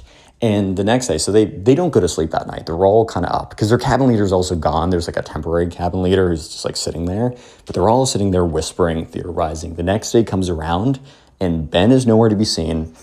There was normally this big kind of camp activity that was planned, but it was scrapped. And instead they had like a big dodgeball game or something that was like they could have with like and all the staff members were watching. So it was like they were going to have some off-site last thing or whatever, but they canceled that to have it on-site. And just like there was such a weird vibe with the other camp counselors. And they didn't say anything about it. And there was like a lot of questions and kids were saying things, and the camp counselors were just like, oh no, there was a bear sighting. Like we had to go back because of the bear. No one got hurt. It was totally fine. And that's all the subscriber knows. He was picked up by his mom. There was no official communication. He explained this whole thing to his mom, and his mom is low-key like, you're probably exaggerating, or she just like, oh, sweetie, I think like you were just kind of scared and misconstrued it. It probably was a bear. So this like just happened, and the subscriber is still confused. And the only person he really stayed in touch with was his friend Alex, and they still talk about it to this day, and they have no idea what happened. And if you don't want Ben to try to sacrifice you to spawn in Pomni. So we're going to call the subscriber who submitted this story Ryan. Anyways, there was a kid in Ryan's class who we're going to call Ben. Of course, we're calling him Ben. And Ben was your standard kind of Gen Alpha kid who spent all this time online. He spent his entire life consuming brain rot and slop and watching videos, and spent maybe his entire day on YouTube Shorts. Buddy would be ripping all-nighters just to consume more slop content. You already know how this goes. So sure enough, right, this all happened one day. So, Ryan gets into school, he's sitting down. They have a pretty big assignment that's coming up towards the end of the class, like towards the end of the week. So they are in a history class. And it's a pretty, they're kind of covering some of like 1980s to now type history. I've had some different history classes. I've had some history classes where probably my favorite was this class called Big History, where it literally covered all of history. Obviously, it's like we didn't have a class for 10,000 years, but like it covered all the important moments and the themes throughout, even like before humans were around. It's pretty cool. But anyways, in this class, they had a pretty big presentation that was coming up towards the end of the year or towards the end of the week, where they had to pick a period that they wanted to cover. And this was kind of towards the end of this class year. So this was a couple months ago when this story time happened.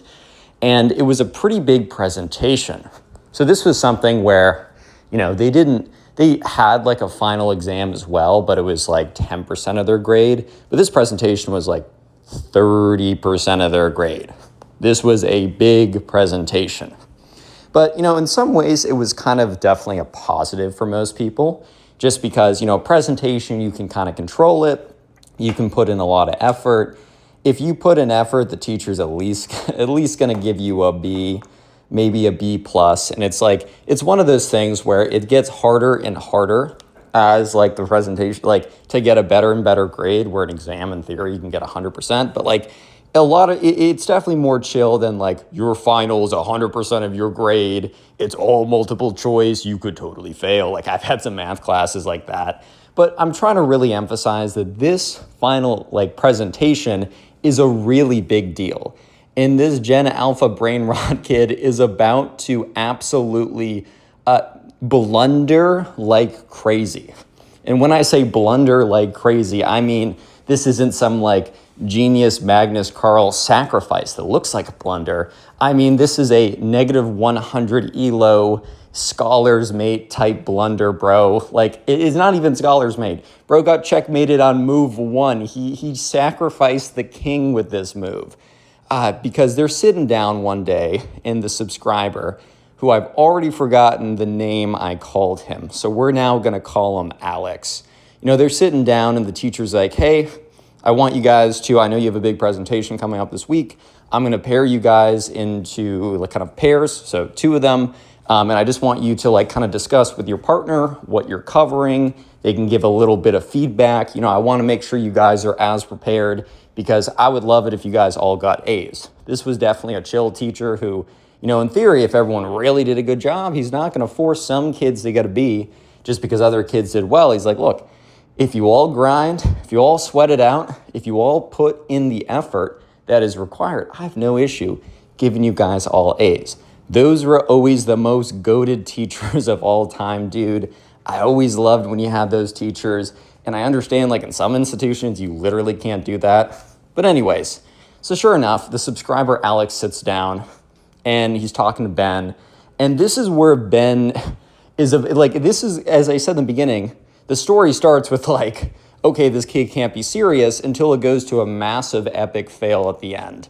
And Alex, the subscriber, is about to learn just kind of the level of brain rot that Ben is at the moment. So they sit down, and, Alex, he's doing a presentation. It doesn't really matter what Alex is doing a presentation on. All you got to know is it's within the confines of it's in the parameters of the assignment, where Ben's idea is a little bit different. So anyways, Alex finishes going on about his whatever, and Ben's like, that's cool, bro. Gives literally 0 feedback. And remember, the whole point of this class is that your classmate can give you a lot of feedback, can help you out, can give you some ideas, and at a minimum can ask you questions. Because part of the presentation is you're going to be prompted with some questions, you're going to be asked this, you're going to be asked that.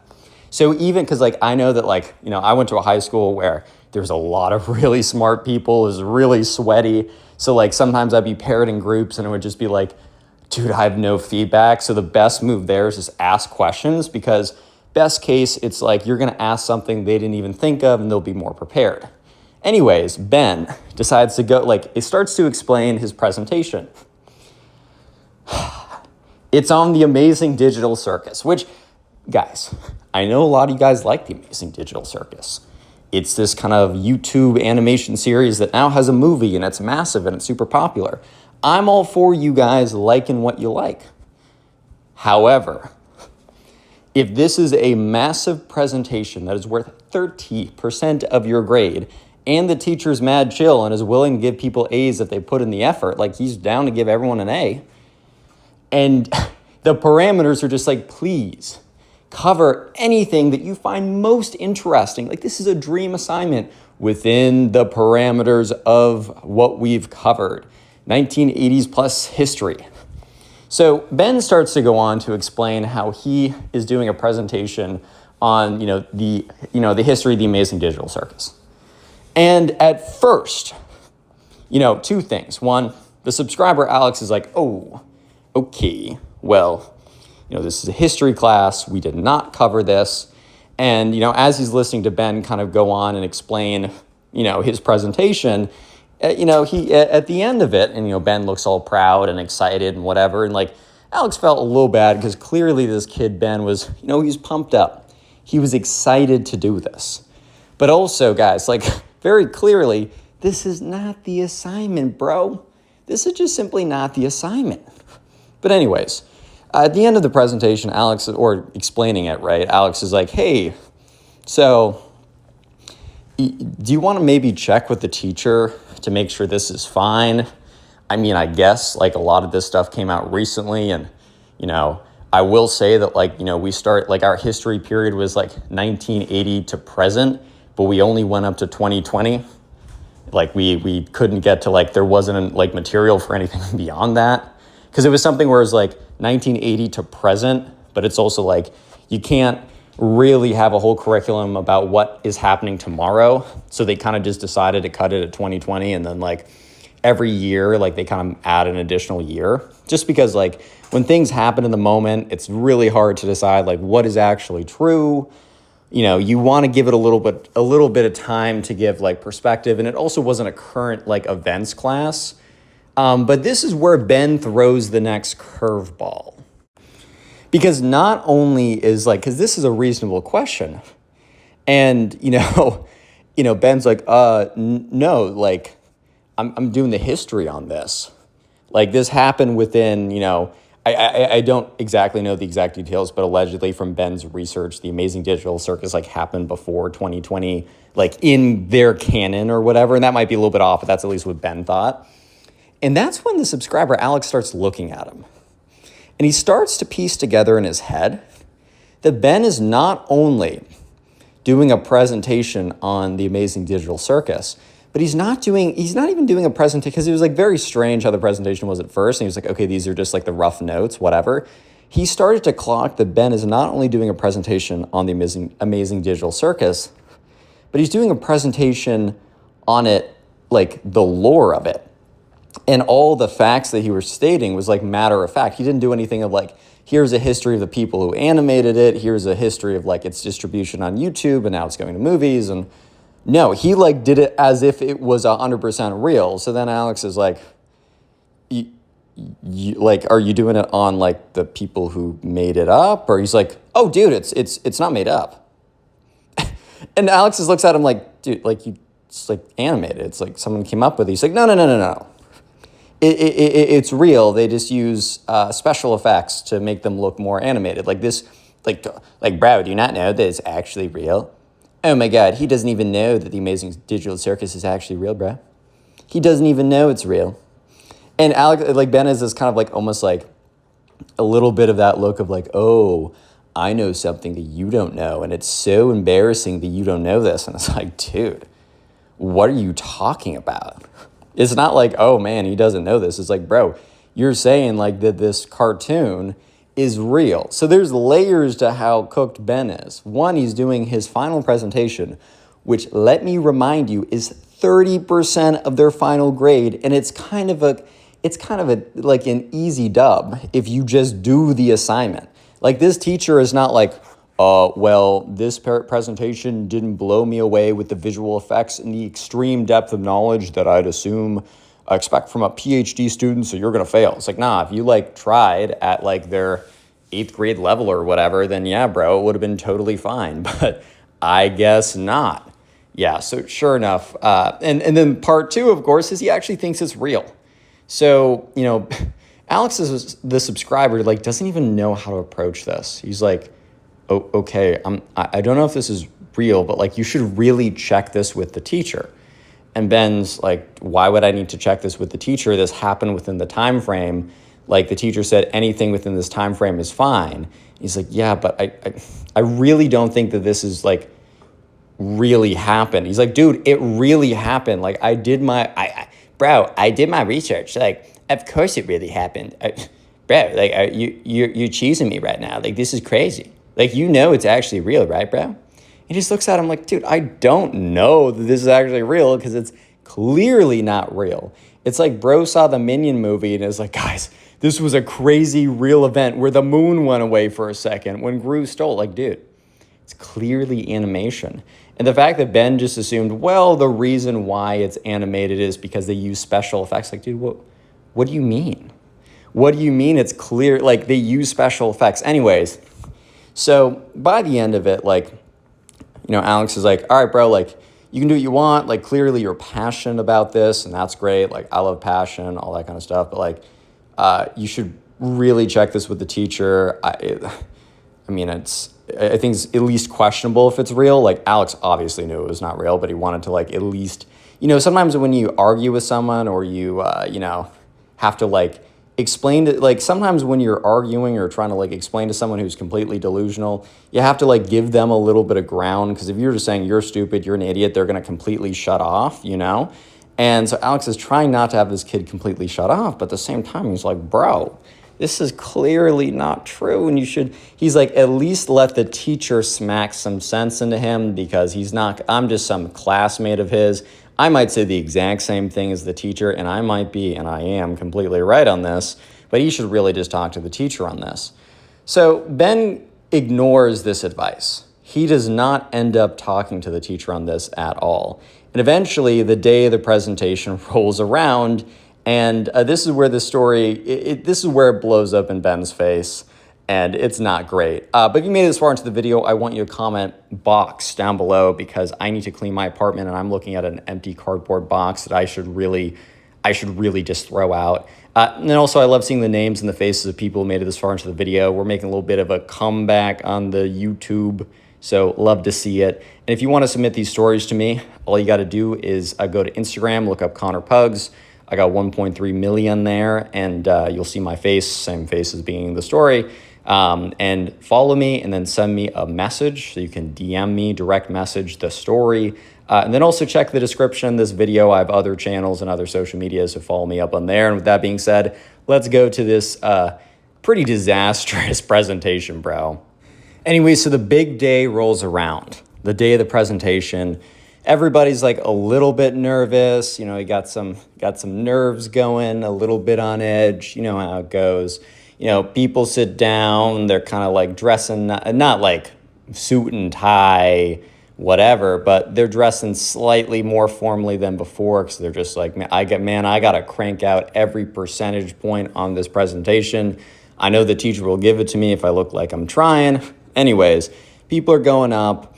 All the presentations are really good. I mean, obviously some are better than others, but clearly, so far at least, everyone has put in the work. You know, it's decent visuals, but more importantly, like, they go through some good knowledge. They cover some topics that they've already covered in the class, but they go a lot deeper. And the teacher seems pretty pleased. And that's when Ben walks up to the front of the class. And he starts to, you know, he attaches his computer, whatever, starts, and the first slide is like a photo of Pomni. He's like, hey everyone, so I wanted to go, today I'm going to cover, for history, I'm going to cover the history that covers in the Amazing Digital Circus arc, which happened in, and he said like Nebraska, I don't know, he said some kind of location, which is probably not even true to the lore, but he's like, yeah, it was really interesting. He starts like going through a couple slides, and like the whole class is just like frozen. Like the vibes were pretty, like the vibes started a little nervous at the beginning, but as people went up, it was like, you know, they were getting cool, comfortable. As more people like went up, as more people like completed their presentations, the vibes got more chill. They were happy, but immediately Ben was like of dumping a big bucket of iced cold water all over this, bro, because everyone's like, oh, somebody didn't get the assignment. And the other part, too, is like kids are looking at him as he's going through these slides with this kind of weird look of, yo, he's treating this like it's real. And the teacher kind of has this startled look on his face. And Ben gets about halfway through his presentation when the teacher, by the way, just like has not really said a word except James, you're up. You know, James goes up, does his presentation, and he's like claps with everyone else. He's like, good stuff, James. All right. Sammy, you're up, whatever. And for the first time, the teacher interrupted mid-presentation. He's like, hey, Ben, I'm not sure if you totally got the assignment here. Like, I'm happy that you're, a big fan of this thing online. And Ben's like, actually, correction, it was real, and it happened in the United States during the 1980s to 2020 period as requested.